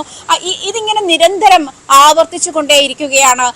ഹേമ കമ്മിറ്റി റിപ്പോർട്ടിന് മൊഴി പുറത്താക്കുന്ന സാഹചര്യം വന്നപ്പോൾ പോലും, അല്ലെങ്കിൽ എഡിറ്റഡ് വേർഷൻ പുറത്താകുന്ന സാഹചര്യം വന്നപ്പോൾ പോലും സിനിമാ മേഖലയിലുള്ളവർ എന്തുകൊണ്ടാണ് ഇത്ര ഭയപ്പാടോടെ, ആശങ്കയോടെ അത് കണ്ടത് എന്ന് വ്യക്തമാക്കുന്ന സാഹചര്യങ്ങളും സംഭവങ്ങളുമാണ് ഇപ്പോൾ ഓരോരുത്തരും മറനീക്കി പുറത്തു വന്നുകൊണ്ട് വെളിപ്പെടുത്തിക്കൊണ്ടിരിക്കുന്നത്. ഒരു പക്ഷേ പെൺകുട്ടികൾ തങ്ങൾ റേപ്പ് ചെയ്യപ്പെട്ട സാഹചര്യം, തങ്ങൾ ലൈംഗികമായി അപമാനിക്കപ്പെട്ട സാഹചര്യമൊക്കെ സധൈര്യം പുറത്തു പറയില്ല എന്നൊരു തെറ്റിദ്ധാരണ ഉള്ളത് കൊണ്ടായിരിക്കാം ഇത്ര ലാഘവത്തോടെ AMMA ഉൾപ്പെടെയുള്ള സംഘടന അതിനെ നോക്കിക്കണ്ടത് എന്ന് വേണം മനസ്സിലാക്കാൻ. കാരണം ഇങ്ങനെ ഒരു സാഹചര്യം ഉണ്ടാകുമെന്നോ, ഇത്ര ധൈര്യത്തോടെ പെൺകുട്ടികൾ തങ്ങൾക്ക് നേരിടേണ്ടി വന്ന അട്രോസിറ്റീസ്, അത് തൊഴിൽപരമായാലും ലിംഗപരമായാലും ഈ തരത്തിലുള്ള ലൈംഗികപരമായുള്ള ചൂഷണങ്ങൾ ഇങ്ങനെ ഉറക്കെ വിളിച്ചു പറയുമെന്ന് ഒരിക്കലും ഒരുപക്ഷെ ഇവരാരും പ്രതീക്ഷിച്ചിട്ടുണ്ടാകില്ല എന്നുള്ള കാര്യമാണ് ഇപ്പോൾ വ്യക്തമായിക്കൊണ്ടിരിക്കുന്നത്. പക്ഷെ തുടർ ദിവസങ്ങളിലും ഈ സാഹചര്യങ്ങളൊക്കെ ഉണ്ടാകും.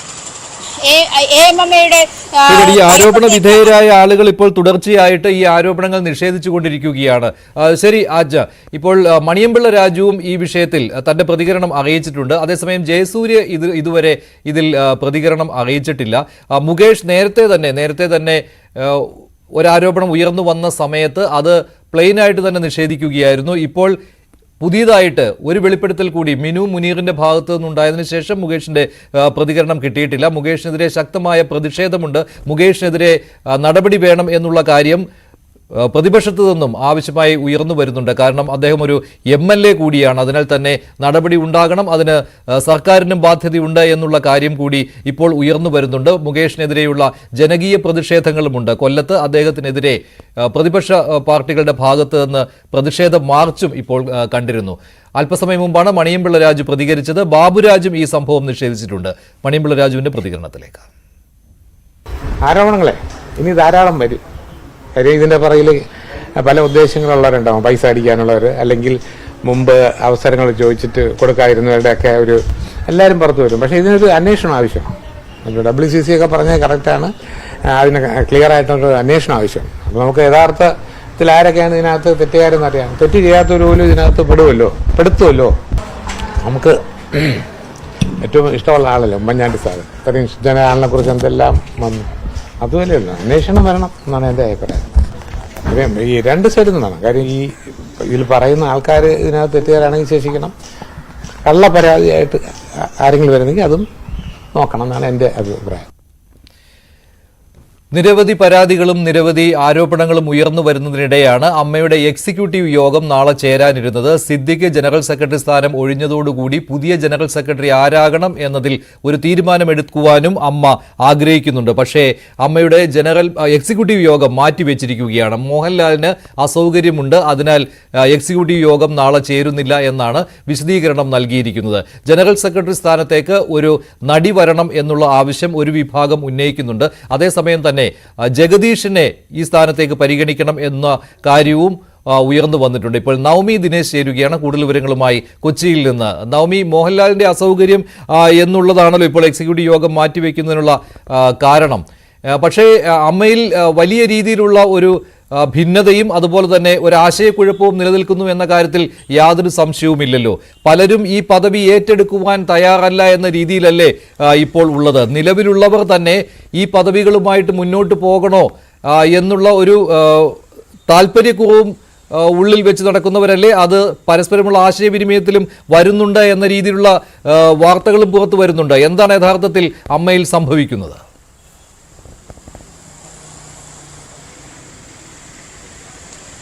മഞ്ജുഷ്, അമ്മയെ സംഘടനയെ സംബന്ധിച്ച് വലിയൊരു പ്രതിസന്ധി ഘട്ടത്തിലൂടെയാണ് കടന്നു പോകുന്നത്. കാരണം ഓരോ നിമിഷം കഴിയുന്തോറും, ഓരോ ദിവസം കഴിയുന്തോറും ഓരോ താരങ്ങളുടെ പേരുകൾ ഇങ്ങനെ പുറത്തേക്ക് വരുന്ന സ്ഥിതിക്ക് ഏത് രീതിയിലൊരു നിലപാട് സ്വീകരിക്കണമെന്ന് അറിയാതെ ഉള്ള വലിയ ആശയക്കുഴപ്പത്തിലാണ് ഇപ്പോൾ അമ്മ സംഘടനയിലെ ഓരോ അംഗങ്ങളും.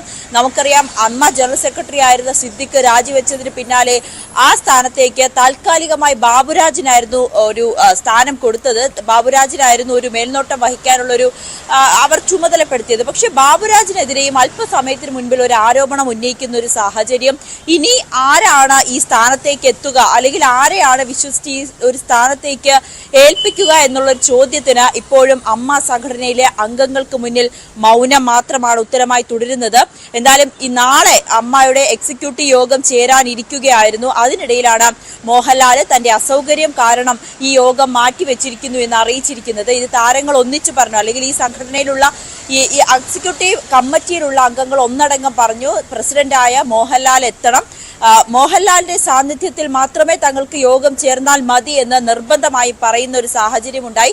പക്ഷെ അദ്ദേഹത്തിന്റെ ചില ആരോഗ്യ പ്രശ്നങ്ങളായി ചെന്നൈയിലെ ആശുപത്രികളിലൊക്കെ ആയിട്ട് നാളെ ആശുപത്രിയിലൊക്കെ പോകേണ്ട ഒരു സാഹചര്യമുണ്ട്. അതുകൊണ്ടാണ് തനിക്ക് എത്താൻ പറ്റാത്തത് എന്നുള്ള വിവരം ഇന്ന് രാവിലെയോടുകൂടി മോഹൻലാൽ മറ്റംഗങ്ങളെ വിളിച്ചറിയിക്കുന്ന സാഹചര്യം ഉണ്ടായി. എന്തായാലും നാളെ ചേരുന്ന യോഗത്തിൽ പങ്കെടുക്കാൻ വേണ്ടി അംഗങ്ങളെല്ലാം കൊച്ചിയിലേക്ക് എത്തുന്നതിനിടയിലാണ് ഇങ്ങനെ ഒരു വിവരം മോഹൻലാലിന്റെ ഭാഗത്തു നിന്നും ഉണ്ടാകുന്നത്. മറ്റൊന്ന്, ഇനി ഈ ഒരു ജനറൽ സെക്രട്ടറി സ്ഥാനത്തേക്ക് കൊണ്ടുവരുന്ന വ്യക്തി അത് ശുദ്ധരായിരിക്കണം, അല്ലെങ്കിൽ ഇനി ഒരു ആരോപണം അയാൾക്കെതിരെ ഉണ്ടാകില്ല എന്നുറപ്പുണ്ടെങ്കിൽ മാത്രം, അല്ലെങ്കിൽ അങ്ങനെ ഒരു ധൈര്യത്തോടുകൂടി മാത്രം ഒരു വ്യക്തിയെ ഈ അമ്മ സംഘടനയുടെ നേതൃനിരയിലേക്ക് കൊണ്ടുവന്നാൽ മതി എന്നൊരു തീരുമാനം പല അംഗങ്ങളും ഇതിനോടകം തന്നെ ഉന്നയിച്ചിട്ടുണ്ട്. നമുക്കറിയാം, ജഗദീഷൊക്കെ എടുത്ത നിലപാട് സിദ്ദിഖിന്റെ പത്രസമ്മേളനത്തിന് ശേഷം വിപരീതമായി, അല്ലെങ്കിൽ സിദ്ദിഖിനെ പൂർണ്ണമായും തള്ളിക്കൊണ്ട് സിദ്ദിഖ് ജഗദീഷ് നടത്തിയ പത്രസമ്മേളനം, ജഗദീഷിന് നൽകിയ കയ്യടികൾ, അതൊന്നും ഇപ്പോഴും അംഗങ്ങൾക്കുള്ളിൽ വളരെയേറെ ഭിന്നത തന്നെ തുടരുന്ന ഒരു സാഹചര്യത്തിൽ ജഗദീഷിനെ മുന്നിൽ നിർത്തണം, അല്ലെങ്കിൽ ജനറൽ സെക്രട്ടറി സ്ഥാനത്തേക്ക് ജഗദീഷിനെ കൊണ്ടുവരണമെന്ന ഒരു വിഭാഗം പറയുന്നു. പക്ഷേ മറ്റൊരു വിഭാഗം പറയുന്നത് ഒരു സ്ത്രീ പ്രാതിനിധ്യം, അത് ജനറൽ സെക്രട്ടറി സ്ഥാനത്തേക്ക് ഒരു സ്ത്രീയെ തന്നെ കൊണ്ടുവന്നാൽ മതി, എങ്കിൽ മാത്രമേ ഇനിയുള്ള വിവാദങ്ങളിൽ കൃത്യമായ ഒരു നിലപാടെടുക്കുവാനും, അല്ലെങ്കിൽ WCCയെ കൂടുതൽ അമ്മയിലേക്ക് അടുപ്പിച്ച് അവരെ കൂടി ഒപ്പം നിർത്തി മുന്നോട്ട് പോകണമെങ്കിൽ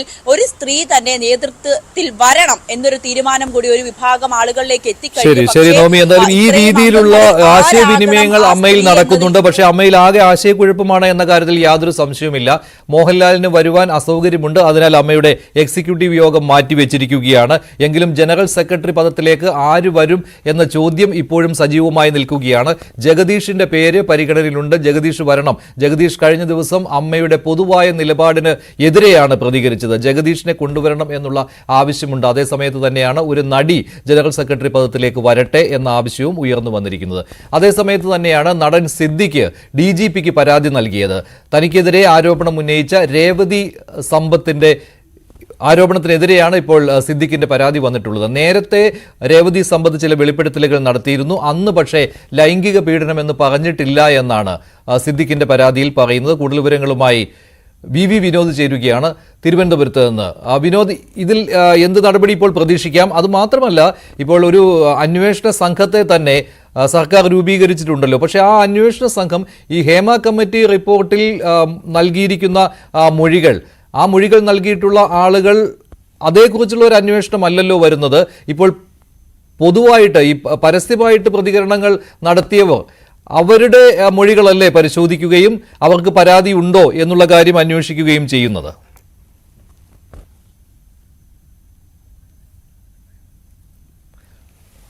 സിദ്ദിഖിന്റെ പരാതിയാണ് DGPക്ക് മുന്നിലുള്ളത്. രേവതി സമ്പത്തിന് എതിരെ അന്വേഷണം വേണം എന്നാവശ്യപ്പെട്ടുകൊണ്ടാണ്, അവരുടെ വെളിപ്പെടുത്തൽ ശരിയല്ല എന്ന് പറഞ്ഞുകൊണ്ടാണ് DGPക്ക് സിദ്ദിഖ് പരാതി നൽകിയിരിക്കുന്നത്. മുൻപ് മീറ്റു ആരോപണം ഉന്നയിച്ചതാണ് രേവതി സമ്പത്ത്. അന്ന് പക്ഷേ ലൈംഗിക പീഡനം എന്നുള്ള കാര്യം രേവതി സമ്പത്ത് പറഞ്ഞിട്ടില്ല എന്നാണ് സിദ്ദിഖിന്റെ പ്രധാനപ്പെട്ട പരാതി.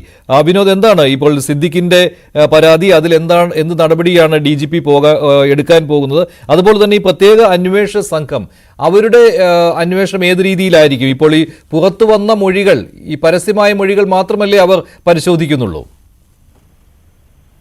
മഞ്ജുഷ, ആ നിലയ്ക്കാണ് ഇപ്പോൾ പരിശോധന പോകുന്നത്. അതായത് പരാതി നൽകിയാൽ അന്വേഷണം എന്ന നിലയ്ക്കാണ് പ്രത്യേക അന്വേഷണ സംഘം അക്കാര്യത്തിൽ നിലപാടെടുത്തിട്ടുള്ളത്.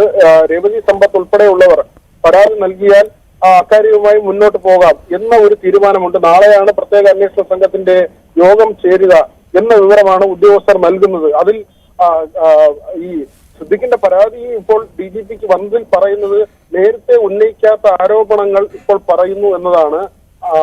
ഈ അബ്യൂസ് അല്ലെങ്കിൽ ലൈംഗികമായ അതിക്രമം നേരത്തെ ഉണ്ടായില്ല, അല്ലെങ്കിൽ അങ്ങനെ താൻ റൂമിലേക്ക് വിളിച്ചു വരുത്തി പീഡിപ്പിച്ചു എന്ന നിലയ്ക്ക് കാര്യങ്ങളില്ല, ആ ഒരു കാര്യമാണ് അതിൽ പറയുന്നത് എന്ന് 2018 അതിനുശേഷമുള്ള രേവതിയുടെ വെളിപ്പെടുത്തലുകൾ. നേരത്തെ സോഷ്യൽ മീഡിയയിൽ ഉൾപ്പെടെ രേവതി വെളിപ്പെടുത്തൽ നടത്തിയിരുന്നു.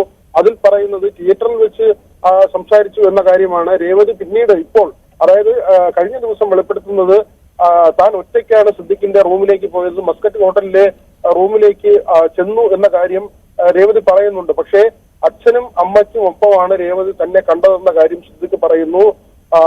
ഒരു തവണ മാത്രമാണ് രേവതി കണ്ടിട്ടുള്ളത്, അതിനപ്പുറത്തേക്ക് കണ്ടിട്ടില്ല എന്ന കാര്യം കൂടി സിദ്ദിഖ് ഈ പരാതിയിൽ പറയുന്നു. ഇതെല്ലാം പരിശോധിക്കേണ്ടത് പ്രത്യേക അന്വേഷണ സംഘമാണ്. അന്വേഷണ സംഘത്തിന് രേവതി പരാതി നൽകിയാൽ ഇതിൽ FIR എടുക്കുകയും ഇത് സംബന്ധിച്ച അന്വേഷണം നടത്തുകയും ചെയ്യും. സിദ്ദിഖ് നേരത്തെ തന്നെ സ്ഥാനം രാജിവെച്ചിരുന്നു. ജനറൽ സെക്രട്ടറി സ്ഥാനത്ത് നിന്ന് രാജിവെച്ച് പുറത്തു വന്ന ശേഷം സിദ്ദിഖ് പറഞ്ഞത് നിയമ നടപടി തുടരും എന്ന കാര്യമാണ്. ഊട്ടിയിലാണ് ഇപ്പോൾ സിദ്ദിഖ് ഉള്ളത്. ഷൂട്ടുമായി ബന്ധപ്പെട്ട തിരക്കിലാണ് എന്ന കാര്യം കഴിഞ്ഞ ദിവസം തന്നെ വ്യക്തമാക്കിയിരുന്നു. ഈ കാര്യത്തിൽ സിദ്ദിഖ് പറയുന്നത് ഒരു തവണ മാത്രമാണ് രേവതി സമ്പത്തിനെ കണ്ടിട്ടുള്ളത്. അപ്പോൾ രേവതിയുടെ മാതാപിതാക്കൾ ഒപ്പമുണ്ടായിരുന്നു. നേരത്തെ ഇങ്ങനെ ഒരു റേപ്പിന്റെ കാര്യം പറഞ്ഞിരുന്നില്ല. പക്ഷേ ഹേമ കമ്മിറ്റി റിപ്പോർട്ട് വന്നതിന് ശേഷമാണ് ഇങ്ങനെ ശാരീരികമായ അതിക്രമം, ബലാത്സംഗം എന്ന ഒരു കാര്യം പറയുന്നത്. അതുകൊണ്ട് തന്നെ അക്കാര്യത്തിൽ വിശദമായ അന്വേഷണം വേണം. ഈ കാര്യമാണ് ഇപ്പോൾ സിദ്ദിഖ് ഉന്നയിക്കുന്നത്. ശരി, വി വിനോദാണ് വിവരങ്ങൾ നൽകിയത്. സിദ്ദിഖിന്റെ പരാതി DGPക്കാണ് നൽകിയിരിക്കുന്നത്. നേരത്തെ രേവതി സമ്പത്ത് ഈ രീതിയിലുള്ള ആരോപണങ്ങൾ ഉന്നയിച്ചിരുന്നില്ല. ഇപ്പോൾ പുതിയ കാര്യങ്ങളാണ് അവർ പറയുന്നതെന്നാണ് സിദ്ദിഖിന്റെ പരാതിയിൽ പറയുന്നത്. നേരത്തെ മിനു മുനീർ ചില വെളിപ്പെടുത്തലുകൾ നടത്തിയിരുന്നു. ഈ വെളിപ്പെടുത്തലുകൾ ശരിയാണെന്ന് നടി ഗായത്രി വർഷ, നിസ്സഹായിയായ സ്ത്രീയുടെ വെളിപ്പെടുത്തലാണ് മിനു നടത്തിയതെന്നാണ് ഗായത്രി വർഷ പറയുന്നത്. ഒന്നിച്ചഭിനയിക്കുമ്പോൾ മണിയൻപിള്ള രാജുവിന്റെ ഭാഗത്തു നിന്നുണ്ടായ മോശമായ അനുഭവം പറഞ്ഞിട്ടുണ്ടെന്നും ഗായത്രി വർഷ ന്യൂസ് 18നോട് പറഞ്ഞു. മീനു പറഞ്ഞത് വളരെ വളരെ നിസ്സഹായാവസ്ഥയിലുള്ള ഒരു സ്ത്രീയുടെ വെളിപ്പെടുത്തലാണത്. അന്ന് എന്റെ അടുത്ത് പറഞ്ഞിരുന്നു. ഞങ്ങള് അഭിനയിക്കുന്ന സമയത്ത്, ഞങ്ങള് ഒന്നിച്ചഭിനയിക്കുന്ന സമയത്ത് മീനു ഒരു ദിവസം വളരെ മൂടിയായിട്ട് ലൊക്കേഷനിൽ വരികയും തലവേദനയാണെന്ന് പറഞ്ഞൊക്കെ മാറിയിരിക്കുകയൊക്കെ ചെയ്തു. പക്ഷെ ഭയങ്കര സങ്കടം നമുക്ക് തോന്നി. ആദ്യം ഹോം സിക്നെസ് ആണോ എന്നൊക്കെ വിചാരിച്ചു. കാരണം യൂസ് ടു ആയിട്ട് അഭിനയിച്ചിട്ടുണ്ട്. അന്ന് വളരെ തിരക്കിൽ അഭിനയിക്കുന്ന ഒരാളല്ല. അപ്പൊ എന്താണ് എന്നൊക്കെ ചോദിച്ചു കഴിഞ്ഞപ്പം അവര് പിന്നെ വന്ന് സംസാരിച്ചപ്പോ മണിയൻപിള്ള രാജുവേട്ടൻ ഇഷ്ടമാണെന്ന് പറയുന്നു, പുറകെ നടക്കുന്നു. ഇന്നലെ രാത്രി ഡോറ് നോക്കി ഞാൻ വന്നു, അപ്പൊ ഞാൻ റൂം മാറിയാലോ എന്ന് വിചാരിക്കുകയാണ് എന്നൊക്കെ പറഞ്ഞു. ഞാൻ തിരിച്ചു മറുപടി പറഞ്ഞു വെച്ചാൽ എന്റെ ഒരു എക്സ്പീരിയൻസിൽ ഇത്രയും കാലം നിൽക്കുമ്പോൾ ശക്തമായി നോ പറയും. എനിക്ക് ഇഷ്ടമില്ലാത്ത കാര്യം എനിക്ക് ഇഷ്ടമില്ല എന്ന് പറയുക. ഇത്തരമൊക്കെ ആദ്യമൊക്കെ നമ്മളോട് സമീപിക്കും. പക്ഷെ വളരെ സ്ട്രോങ് ആണ് നമ്മളുടെ നിലപാടെന്ന് പറഞ്ഞാൽ അത്തരം ശല്യങ്ങളൊക്കെ കുറയും. അതുകൊണ്ട് ശക്തമായിട്ട് നോ പറയുക. എനിക്ക് പറ്റില്ല, ഇനിയും എന്നെ ഡിസ്റ്റർബ് ചെയ്താൽ ഞാൻ റിപ്പോർട്ട് ചെയ്യും എന്ന് പറയുക എന്നൊക്കെ പറഞ്ഞ് വൈകുന്നേരം ഒക്കെ ആയപ്പോഴത്തേനും അവര് ഒരു കുറച്ച് നോർമൽ ആവുകയും സീൻ എടുക്കുകയൊക്കെ ചെയ്തു. അങ്ങനെ ഒരു ഇൻസിഡന്റ് ഉണ്ടായിട്ടുണ്ട്. സ്ത്രീയുടെ നിസ്സഹായാവസ്ഥയുണ്ട് ഇതിനകത്ത്. നമ്മൾ സ്ത്രീകളെ അഭിനയിക്കാൻ വരുന്നവര് ഏറ്റവും വലിയ പാഷനോട് കൂടി വരുന്നവരാണ് ഒരു കാറ്റഗറി. മറ്റൊരു ശരിക്കും ജീവിതം മുന്നിൽ വെച്ചിട്ട് വരുന്നവരാണ്. എങ്ങനെയെങ്കിലും അന്തസ്സായിട്ട് നന്നായിട്ട് പണിയെടുത്ത് കുറച്ച് പൈസ ഉണ്ടാക്കി അന്തസ്സായിട്ട് ജീവിക്കണം എന്നുള്ള ആഗ്രഹത്തിൽ വരുന്നതാണ്. അപ്പൊ അത്തരം ഇടങ്ങളിൽ ഇത് രണ്ടും അനിവാര്യതയായിട്ട് സിനിമയിലേക്ക് ഒരു തൊഴിലിടം എന്നുള്ള നിലയിൽ സ്ത്രീ വരുമ്പോ അതിന് ഇങ്ങനെ വഴങ്ങി തന്നാലേ നിനക്ക് അഭിനയിക്കാൻ പറ്റുള്ളൂ, നീ എതിർത്ത് നിന്നാൽ നിന്നെ ഇല്ലാതാക്കി കളയും. ഇവിടെയും പ്രധാനപ്പെട്ട നടന്മാരോടോ അല്ലെ സംവിധായകരോടോ ആരോടെങ്കിലും നോ പറഞ്ഞു കഴിഞ്ഞാൽ മറ്റുള്ള ഇടത്ത് പിന്നങ്ങോട്ട് വലിയ സ്റ്റേറ്റ്മെന്റുകളാണ്. ഇതാണ് നാളെ നിങ്ങളുടെ ഭാവി നിശ്ചയിക്കുക, ഒന്ന് ഇതായി കൊടുത്താൽ നിങ്ങൾ ഏറ്റവും ടോപ്പ് ആവും, സൂപ്പർ സ്റ്റാർ ആകും, അന്ന് നിൽക്കുന്ന ഏറ്റവും വലിയ നടന്റെ കൂടെ ചാൻസ് തരാം, നല്ല സിനിമയിൽ ചാൻസ് തരാം. ഇത്തരം പ്രലോഭനങ്ങളും മറുവശത്ത് ഇങ്ങനെ അല്ലെങ്കിൽ നിന്നെ ഇല്ലാതാക്കി കളയും, നിങ്ങൾ സിനിമയെ കാണില്ല, നിങ്ങൾക്ക് പിന്നെ അതുണ്ടാവും ഇതുണ്ടാവും എന്നുള്ള ഭീഷണികളും. ഇത് രണ്ടും സിനിമയുടെ ഒരു പൊതു സ്വഭാവമായി മാറിയിടത്തുനിന്നാണ് ഇത്തരത്തിലൊരു മൂവ്മെന്റിലേക്ക് നമ്മൾ എല്ലാവരും വരുന്നത്. ഹേമ കമ്മിറ്റി റിപ്പോർട്ടിന്റെ ഫൈൻഡിങ്സ് ഉണ്ടാവും, ആ ഫൈൻഡിങ്സിൽ കൃത്യമായ നടപടി ഉണ്ടാവുകയും ചെയ്യുന്നു എന്നുള്ളതൊരു വലിയ പ്രതീക്ഷയാണ്. ഇതിനകത്ത് WCC വിമൻ കളക്റ്റീവ് ശരിക്കും ഒന്ന് ആലോചിച്ച് നോക്കൂ. ഇവിടെ പ്രമുഖരായി നിൽക്കുന്ന സ്ത്രീകൾ കുറച്ചധികം പേര് ഒന്നിച്ചു നിന്ന് ഒരു സംഘശക്തി, ഒരു സംഘശേഷി നിലവിലിരിക്കുന്ന അരുതായ്മകളോട് ചുണ്ടുവിരൽ ചൂണ്ടാൻ തയ്യാറായപ്പോഴാണ് ഈ മാറ്റങ്ങൾക്കുള്ള കാഹളം മുഴങ്ങിയത്. അതിന് തീർച്ചയായിട്ടും ഞാനിപ്പോ ഞാൻ WCC മെമ്പർ അല്ല എങ്കിൽ പോലും WCCനോട് എല്ലാ തരത്തിലുള്ള സല്യൂട്ട് അറിയിക്കുകയാണ്. അങ്ങനെ ഒരു മൂവ്മെന്റ് ഉണ്ടാകുന്നു എന്ന് കണ്ടപ്പോഴാണ് ഈ പ്രതീക്ഷകളെല്ലാം ഉണ്ടാവുന്നതും അതിനൊരു സ്പേസ് ക്രിയേറ്റ് ചെയ്ത ഒരു ഗവൺമെന്റും ആ ഗവൺമെന്റ് നടപടികളും ഹേമ കമ്മിറ്റി ഫൈൻഡിങ്സും അതിന്റെ നേരെ കൃത്യമായ നിയമവഴിക്ക് പോകുമെന്ന് പറയുന്ന ഒരു നിലപാടും സർക്കാരിന്റെ ഉൾപ്പെടെയുള്ള നിലപാടും ഇതിനെല്ലാം ഉപോദ്ബലകമാകുന്നുണ്ട്. ഇനി വലിയ പ്രതീക്ഷയിലാണ് ഞങ്ങൾ സ്ത്രീകൾ. സിനിമയിൽ മാത്രമല്ല, ഏത് തൊഴിലെടുത്തും ഏത് പൊതുരംഗത്തും നീതി ഉണ്ടാവും നമുക്ക് എന്ന് പറയുന്ന വലിയ പ്രതീക്ഷയിലാണ്. അതുകൊണ്ടാണ് നമ്മളൊക്കെ ഇത്ര സജീവമായിട്ടുള്ള പ്രതികരണം. ഇനിയിപ്പോ മീനുവിന്റെ കാര്യത്തിലാണെങ്കിൽ പോലും നിയമത്തിന്റെ ഇടത്ത് മീനുവിന് എല്ലാ സപ്പോർട്ടിലും നിൽക്കാൻ ഞാൻ തയ്യാറാണ്. 100% ഞാൻ ഒപ്പം ഉണ്ടാവും. ഇനി ഇതിന്റെ അകത്ത് നമ്മൾ പ്രതീക്ഷിക്കാത്ത രീതിയിൽ എല്ലാ നീക്കങ്ങളും ഉണ്ടാവും. ഞാൻ നേരത്തെ പറഞ്ഞ പോലെ പ്രലോഭനങ്ങളും ഭീഷണികളും സ്വാധീനങ്ങളും ഒക്കെ പല രീതിയിൽ ഉണ്ടാവും. പക്ഷെ ഇതൊന്നും ബാധകമല്ല. കാരണം നമ്മൾ പോകുന്നത് കൃത്യമായ നിയമത്തിന്റെ വഴിക്കാണ്. സർക്കാരിന്റെ ഡിറക്ഷൻ നിയമം എന്ത് പറയുന്നു അതിനനുസരിച്ച് പോകുമെന്നുള്ളതാണ്. അതുകൊണ്ട് നിയമത്തെ നേരിടട്ടെ, നിയമ നടപടികളെ നേരിടട്ടെ, കോടതിയിലേക്ക് പോകട്ടെ, അതിന്റെ തെളിവെടുപ്പ് ഉണ്ടാവട്ടെ. അത്തരത്തിൽ ഏത് രീതിയിലുമുള്ള തെളിവെടുപ്പിന് സയന്റിഫിക് ആയിട്ടും അല്ലാതെയും എല്ലാ തരത്തിലുമുള്ള കെട്ടുറപ്പുള്ളൊരു സംവിധാനം നമുക്കുണ്ട്. അതിന് ശക്തമായ ഒരു പോലീസ് സംവിധാനമുണ്ട്. ഇതെല്ലാം നമ്മൾ കാണുന്നുണ്ടല്ലോ, കണ്ടിട്ടുണ്ടല്ലോ. പല കേസുകളിലും അത്തരത്തിലുള്ള ശക്തമായ നടപടികളിലേക്ക് വന്നത് കണ്ടിട്ടുണ്ടല്ലോ. ഇപ്പോഴും അത് നടക്കുന്നുണ്ടല്ലോ. അപ്പൊ അതിനൊക്കെ എന്തിനാണ് ഇത്ര ഭയപ്പെടുന്നത്? ഇപ്പൊ സിദ്ദിഖേട്ടന്റെ ഭാഗത്തോ അല്ലെങ്കിൽ രാജുചേട്ടന്റെ ഭാഗത്തോ ഒക്കെ അവരാണ് ശരിയെങ്കിൽ അതും തെളിയുമല്ലോ. പിന്നെ എന്തിനാണ് ഭയപ്പെടുന്നത്? അഡ്ജസ്റ്റ്മെന്റിന് തയ്യാറാവാത്തതിനാൽ മലയാള സിനിമയിൽ അവസരം നഷ്ടമായെന്ന പരാതിയുമായി ജൂനിയർ ആർട്ടിസ്റ്റായ കെ അമൃത സിനിമയിൽ അവസരം നൽകാമെന്ന് പറഞ്ഞ് നിർമ്മാതാവെന്ന പേരിൽ വിളിച്ചയാൾ സംവിധായകനോട് അഡ്ജസ്റ്റ് ചെയ്യേണ്ടി വരുമെന്ന് പറഞ്ഞതായാണ് ഈ വെളിപ്പെടുത്തൽ. അപർണ ബാലമുരളിയുടെ ഒപ്പം അഭിനയിക്കാൻ കിട്ടിയ അവസരം വേണ്ടെന്ന് വെച്ച് ചിത്രത്തിൽ നിന്ന് പിന്മാറുകയായിരുന്നുവെന്നും അമൃത പറയുന്നു. ഹേമ കമ്മിറ്റി റിപ്പോർട്ട് പുറത്തു വന്നതോടെ ചെറുതും വലുതുമായ നടിമാരും ജൂനിയർ ആർട്ടിസ്റ്റുകളുമൊക്കെ അവർക്ക് സിനിമയിൽ നിന്നും നേരിടേണ്ടി വന്ന ദുരനുഭവങ്ങൾ പരസ്യമായി തന്നെ പറഞ്ഞുകൊണ്ട് രംഗത്ത് വരികയാണ്. നമുക്കിപ്പം കോഴിക്കോട് പേരാമ്പ്ര സ്വദേശിനിയായ കെ അമൃതയാണുള്ളത്. അമൃതയും ഏതാനും സിനിമകളിൽ ചെറിയ രീതിയിലൊക്കെ മുഖം കാണിച്ച ആളാണ്. നമുക്ക് അമൃതയോട് തന്നെ ചോദിക്കാം, എങ്ങനെയായിരുന്നു സിനിമാ ലോകത്ത് ഉണ്ടായ ഹ്രസ്വമായ കാലത്തുള്ള അനുഭവങ്ങൾ? ഞാൻ കഴിഞ്ഞ വർഷം സെപ്റ്റംബർ മാസമാണ് ഞാൻ പോകുന്നത്, മൂവിയിലേക്ക് ഞാൻ കയറുന്നത്. അപ്പോൾ ഇപ്പോൾ ഒരു വർഷം ആവാറായി. അപ്പോൾ എനിക്ക് വെച്ചാൽ ജൂനിയർ ആർട്ടിസ്റ്റ് എന്ന് പറയുമ്പോൾ അവർക്കുണ്ടാവുന്ന ഒരു കൂലി ഉണ്ടല്ലോ, അത് ഒരു 2000 അല്ലെങ്കിൽ 1500 അവർക്ക് പ്രൊഡ്യൂസർ കോർഡിനേറ്റേഴ്സിന് കൊടുക്കും. പക്ഷെ നമുക്കത് കയ്യിൽ കിട്ടുന്നത് 500 രൂപ അങ്ങനെ ഒരു രീതിയിലാണ് വരുന്നത്. പോട്ടെ, ഈ കൂലിയെങ്കിലും കുറച്ച് കുഴപ്പമില്ല. പക്ഷെ നമ്മളൊരു മനുഷ്യൻ എന്നുള്ള ഒരു പരിഗണന നമുക്കുണ്ടല്ലോ, ഒരു വാല്യൂ ഉണ്ടല്ലോ. നമ്മളിപ്പോൾ വർക്കിന് പോവുകയാണെങ്കിൽ ഇപ്പം കൂലി തരുമ്പം എന്നാ പൈസ കിട്ടില്ല എന്നാ പൊക്കോ എന്നുള്ള രീതി, ഒരു അടിമയെ പോലെ ഒരു പെരുമാറുന്ന ഒരു രീതിയാവും. എന്നെ സംബന്ധിച്ചിടത്തോളം എനിക്കത് തീരെ ഇഷ്ടമില്ലാത്തൊരു കാര്യം. കാരണം നമ്മൾ അഭിമാനത്തിന് ഒരു പ്രശ്നം വരുന്ന ഒരു രീതിയിൽ ഞാൻ ഒരിക്കലും നിൽക്കത്തില്ല. അത് എനിക്ക് ചെറുപ്പം തൊട്ടുള്ള ഒരു കാര്യമാണ്. എന്റെ അഭിമാനത്തിൽ എന്തെങ്കിലും പ്രശ്നം, നമുക്ക് ഒരു സെൽഫ് റെസ്പെക്ട് എന്ന് പറയുന്ന സാധനം, മറ്റുള്ളവർ നമ്മളെ അഭിമാനിച്ചിട്ടില്ലെങ്കിലും നമുക്ക് നമ്മളൊരു വാല്യൂ നമ്മൾ കൊടുക്കുന്നതാണ്. അപ്പം ഒരു തരം താഴ്ന്ന രീതിയിലേക്ക് എന്തായാലും പോകാൻ ഞാൻ തയ്യാറല്ല. അപ്പം ഞാൻ ഇതിൽ നിന്ന് മാറി നിന്നു. മാറി നിന്നപ്പോഴത്തേക്കും ഇനി എന്തെങ്കിലും ഒരു ക്യാരക്ടർ റോളോ പിന്നെ കഥാപാത്രം നല്ലൊരു ഡയലോഗ് സീനോ ഒക്കെ കിട്ടുകയാണെങ്കിൽ ചെയ്യാമെന്നുള്ള രീതിയിൽ നിൽക്കുന്ന ഒരു സമയത്താണ് ഒരു പ്രൊഡ്യൂസർ എന്നെ വിളിക്കുന്നത്. ഷൈജു എന്നാണ് അയാളുടെ പേര്. അപ്പം വാട്സപ്പ് രാത്രി 10 മണിക്ക് ശേഷം വാട്സപ്പിൽ മെസ്സേജ് വന്നു, ഹലോ അമൃതയല്ലേ, എൻ്റെ പേര് ഷൈജു, ഞാൻ പ്രൊഡ്യൂസറാണെന്ന്. ഞാൻ ഓക്കെ സാർ പറഞ്ഞോളൂ എന്ന് പറഞ്ഞു. എടാ ഒരു റോളുണ്ട്, ഒരു വർക്ക് വന്നിട്ടുണ്ട്, എനിക്ക് അമൃതയോട് സംസാരിക്കാൻ പറ്റുമോ എന്ന് ചോദിച്ചു. അപ്പം ഞാൻ പറഞ്ഞു സാർ സംസാരിച്ചോളൂ എന്ന് പറഞ്ഞു. അപ്പം പറഞ്ഞു അപ്പം എടാ വിളിക്കണം എന്ന് പറഞ്ഞു. അപ്പം ഞാൻ പറഞ്ഞു സാർ വിളിക്കാൻ പറ്റത്തില്ല, കാരണം 10 മണിക്ക് ശേഷം കോൾ അലൗഡ് അല്ല, എൻ്റെ അമ്മ വഴക്ക് പറയും, കാരണം 10 മണിക്ക് ശേഷം സംസാരിക്കുന്നത് അമ്മയ്ക്കൊന്നും ഇഷ്ടമല്ലാത്തതാണ്, അതുകൊണ്ട് അത് പറ്റത്തില്ല എന്ന് പറഞ്ഞു. അപ്പം പറഞ്ഞു എടാ വർക്കിന്റെ കാര്യമല്ലേ, സിനിമയുടെ കാര്യമല്ലേ, അതിനെന്താ കൂടെ, എന്ത് സിനിമയുടെ കാര്യമായാലും വർക്കിന്റെ കാര്യമായാലും എൻ്റെ വീട്ടിൽ അത് അലൗഡ് അല്ല, നിങ്ങൾ നാളെ രാവിലെ അങ്ങനെയാണ് നാളെ രാവിലെ സംസാരിക്കാം എന്ന് പറഞ്ഞു. അപ്പം പറഞ്ഞു എടാ അങ്ങനെയാണെങ്കിൽ നമുക്ക് ഈ വർക്ക് ക്യാൻസൽ ചെയ്യാം, വർക്കില്ല, ഇനിയിപ്പം വേറൊരു വർക്ക് ഉണ്ടെങ്കിൽ പറയാം. ഓക്കെ എന്ന് പറഞ്ഞു. അയാൾ ക്ലോസ് ചെയ്തു, ഞാനും ക്ലോസ് ചെയ്തു. 2 ദിവസം കഴിഞ്ഞപ്പോഴത്തേക്കും അവർ വീണ്ടും വിളിച്ചു. പക്ഷെ പറഞ്ഞു എടാ ഞാൻ അന്ന് വിളിച്ച ആളാണ്, ഷൈജു ആണ്, ഒരു റോള് വന്നിട്ടുണ്ട്, നല്ല അത്യാവശ്യം നല്ല റോളാണ്, ക്യാരക്ടർ റോളാണ്, ഡയലോഗ് സീനും കാര്യങ്ങളൊക്കെ ഉണ്ട്, 8 ദിവസത്തെ വർക്കാണ് എന്ന് പറഞ്ഞു. ഡെയിലി ഒരു 30,000 രൂപ അമൃതയ്ക്ക് കിട്ടും. 2,40,000 രൂപയാണ് അമൃതയുടെ തുക. അപ്പം എഗ്രിമെന്റ് നിങ്ങൾക്ക് സൈൻ ചെയ്യുന്ന സമയത്ത് 50,000 രൂപ തരുമെന്ന് പറഞ്ഞു. ഓക്കെ സാർ എന്ന് പറഞ്ഞു. കാരണം നമുക്കൊക്കെ അത് എന്താ പറയുക, ഒരു ക്യാരക്ടർ റോൾ കിട്ടുക എന്ന് പറയുന്നത് ആഗ്രഹിച്ച് നിൽക്കുന്ന ഒരു സമയത്ത് ആണ് അങ്ങനെ ഒരു ചാൻസ് കിട്ടുന്നത്. ഞാൻ ഓക്കെ ആണ് സാർ എന്ന് പറഞ്ഞു. അപ്പൊ അങ്ങനെയാണെങ്കിൽ അമൃത എപ്പോഴാന്ന് വെച്ചാൽ അമൃത പറഞ്ഞോന്നാണ്. അപ്പൊ ഞാൻ പറഞ്ഞു സാർ അത് വേണ്ട, സാർ പറഞ്ഞോ, ഡേറ്റ് പറഞ്ഞോ, ഞാൻ എപ്പോഴാണെങ്കിലും ഞാൻ റെഡിയാണെന്ന്. അപ്പം പറഞ്ഞു എടാ ഒരു കാര്യം എന്താ വെച്ചാൽ ഇത് ഫിലിം ഫീൽഡാണ്, അമൃതയ്ക്ക് അറിയാവുന്നതല്ലേ, എന്തെങ്കിലും അഡ്ജസ്റ്റ്മെന്റോ അങ്ങനെ എന്തെങ്കിലും ആവശ്യപ്പെടുകയാണെങ്കിൽ. ഞാൻ എന്ത് അഡ്ജസ്റ്റ്മെന്റാണ്?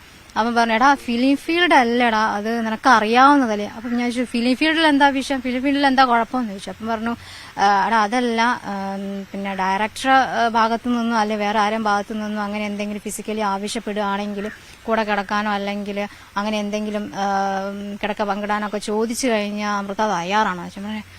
സാർ ഞാൻ അത് ഉദ്ദേശിച്ചിട്ടല്ല ഞാൻ വരുന്നത്, ദയവ് ചെയ്ത് സാർ അത് ചിന്തിക്കരുത്, എനിക്ക് അങ്ങനെ ഒരു ഉദ്ദേശത്തിലല്ല ഞാൻ മൂവിയിലേക്ക് വരുന്നത്, എനിക്ക് അഭിനയിക്കാൻ നല്ല താല്പര്യമുള്ള ഒരാളാണ്, പക്ഷെ ഇങ്ങനെ ഒരു കാര്യം ഞാൻ ഉദ്ദേശിക്കുന്നില്ല എന്ന് പറഞ്ഞു. അപ്പം പറഞ്ഞു അങ്ങനെയാണ് കുഴപ്പമില്ല അമൃത, അഡ്ജസ്റ്റ്മെന്റ് തയ്യാറായ ആൾക്കാരുണ്ട്, വേറെ പെൺപിള്ളേരുണ്ട്, പക്ഷെ അവർക്കൊന്നും അഭിനയിക്കാൻ അറിയില്ല, അമൃതയ്ക്കാണെങ്കിൽ ഈ ഒരു ക്യാരക്ടറിന് പറ്റിയൊരു ഫേസ് ഉണ്ടെന്ന് പറഞ്ഞു. അപ്പം കൂടുതൽ വെളിപ്പെടുത്തലുകൾ സിനിമാ മേഖലയിൽ നിന്ന് വന്നുകൊണ്ടിരിക്കുകയാണ്. ഹേമ കമ്മിറ്റി റിപ്പോർട്ടിന് പിന്നാലെയാണ് നടിമാരുടെ ഈ വെളിപ്പെടുത്തലുകൾ വരുന്നത്. ഇതോടൊപ്പം തന്നെ ആരോപണ വിധേയരായവരുടെ നിഷേധിക്കലും വരികയാണ്. ഇപ്പോൾ നാളെ മുതലാണ് അന്വേഷണ സംഘം ഈ വെളിപ്പെടുത്തലുകളെക്കുറിച്ച് അന്വേഷിക്കാൻ സർക്കാർ ചുമതലപ്പെടുത്തിയിരിക്കുന്ന പോലീസിന്റെ അന്വേഷണ സംഘം അന്വേഷണം തുടങ്ങുന്നത്. Urban Grameen society gold loan Kadambazhipuram branch 3ാം വാർഷികത്തോടനുബന്ധിച്ച് സൗജന്യ മെഗാ മെഡിക്കൽ ക്യാമ്പ് നടത്തി. Ahalya diabetics hospital, Ahalya blood bank, Ahalya കണ്ണാശുപത്രി എന്നിവയുടെ സഹകരണത്തോടെയായിരുന്നു ഈ പരിപാടി. ക്യാമ്പ് ഗ്രാമപഞ്ചായത്ത് പ്രസിഡന്റ് ശാസ്തകുമാർ ഉദ്ഘാടനം ചെയ്തു. UGSPR ഒ ശ്യാംകുമാർ സ്വാഗതം പറഞ്ഞ ചടങ്ങിൽ MD അജിത് പാലാട്ട് അധ്യക്ഷനായിരുന്നു. പ്രമേഹ പരിശോധന, ബ്ലഡ് പ്രഷർ പരിശോധന, ഡയറ്റ് കൌൺസിലിംഗ്, വിദഗ്ധ ഡോക്ടർമാരുടെ വൈദ്യപരിശോധന എന്നിവ ക്യാമ്പിൽ സൗജന്യമായിരുന്നു. രക്തദാന ക്യാമ്പും ഉണ്ടായിരുന്നു. ചടങ്ങിൽ വിവിധ മേഖലകളിൽ കഴിവ് തെളിയിച്ചവരെ ആദരിച്ചു. ഇനി സ്വർണം വെള്ളി നിരക്കുകൾ കൂടി നോക്കാം. കവിത ഗോൾഡ് ആൻഡ് ഡയമണ്ട്സ് ഇന്നത്തെ സ്വർണം വെള്ളി നിരക്കുകൾ നിങ്ങൾക്കായി സമർപ്പിക്കുന്നത് wedding collections from Kavitha gold and diamonds.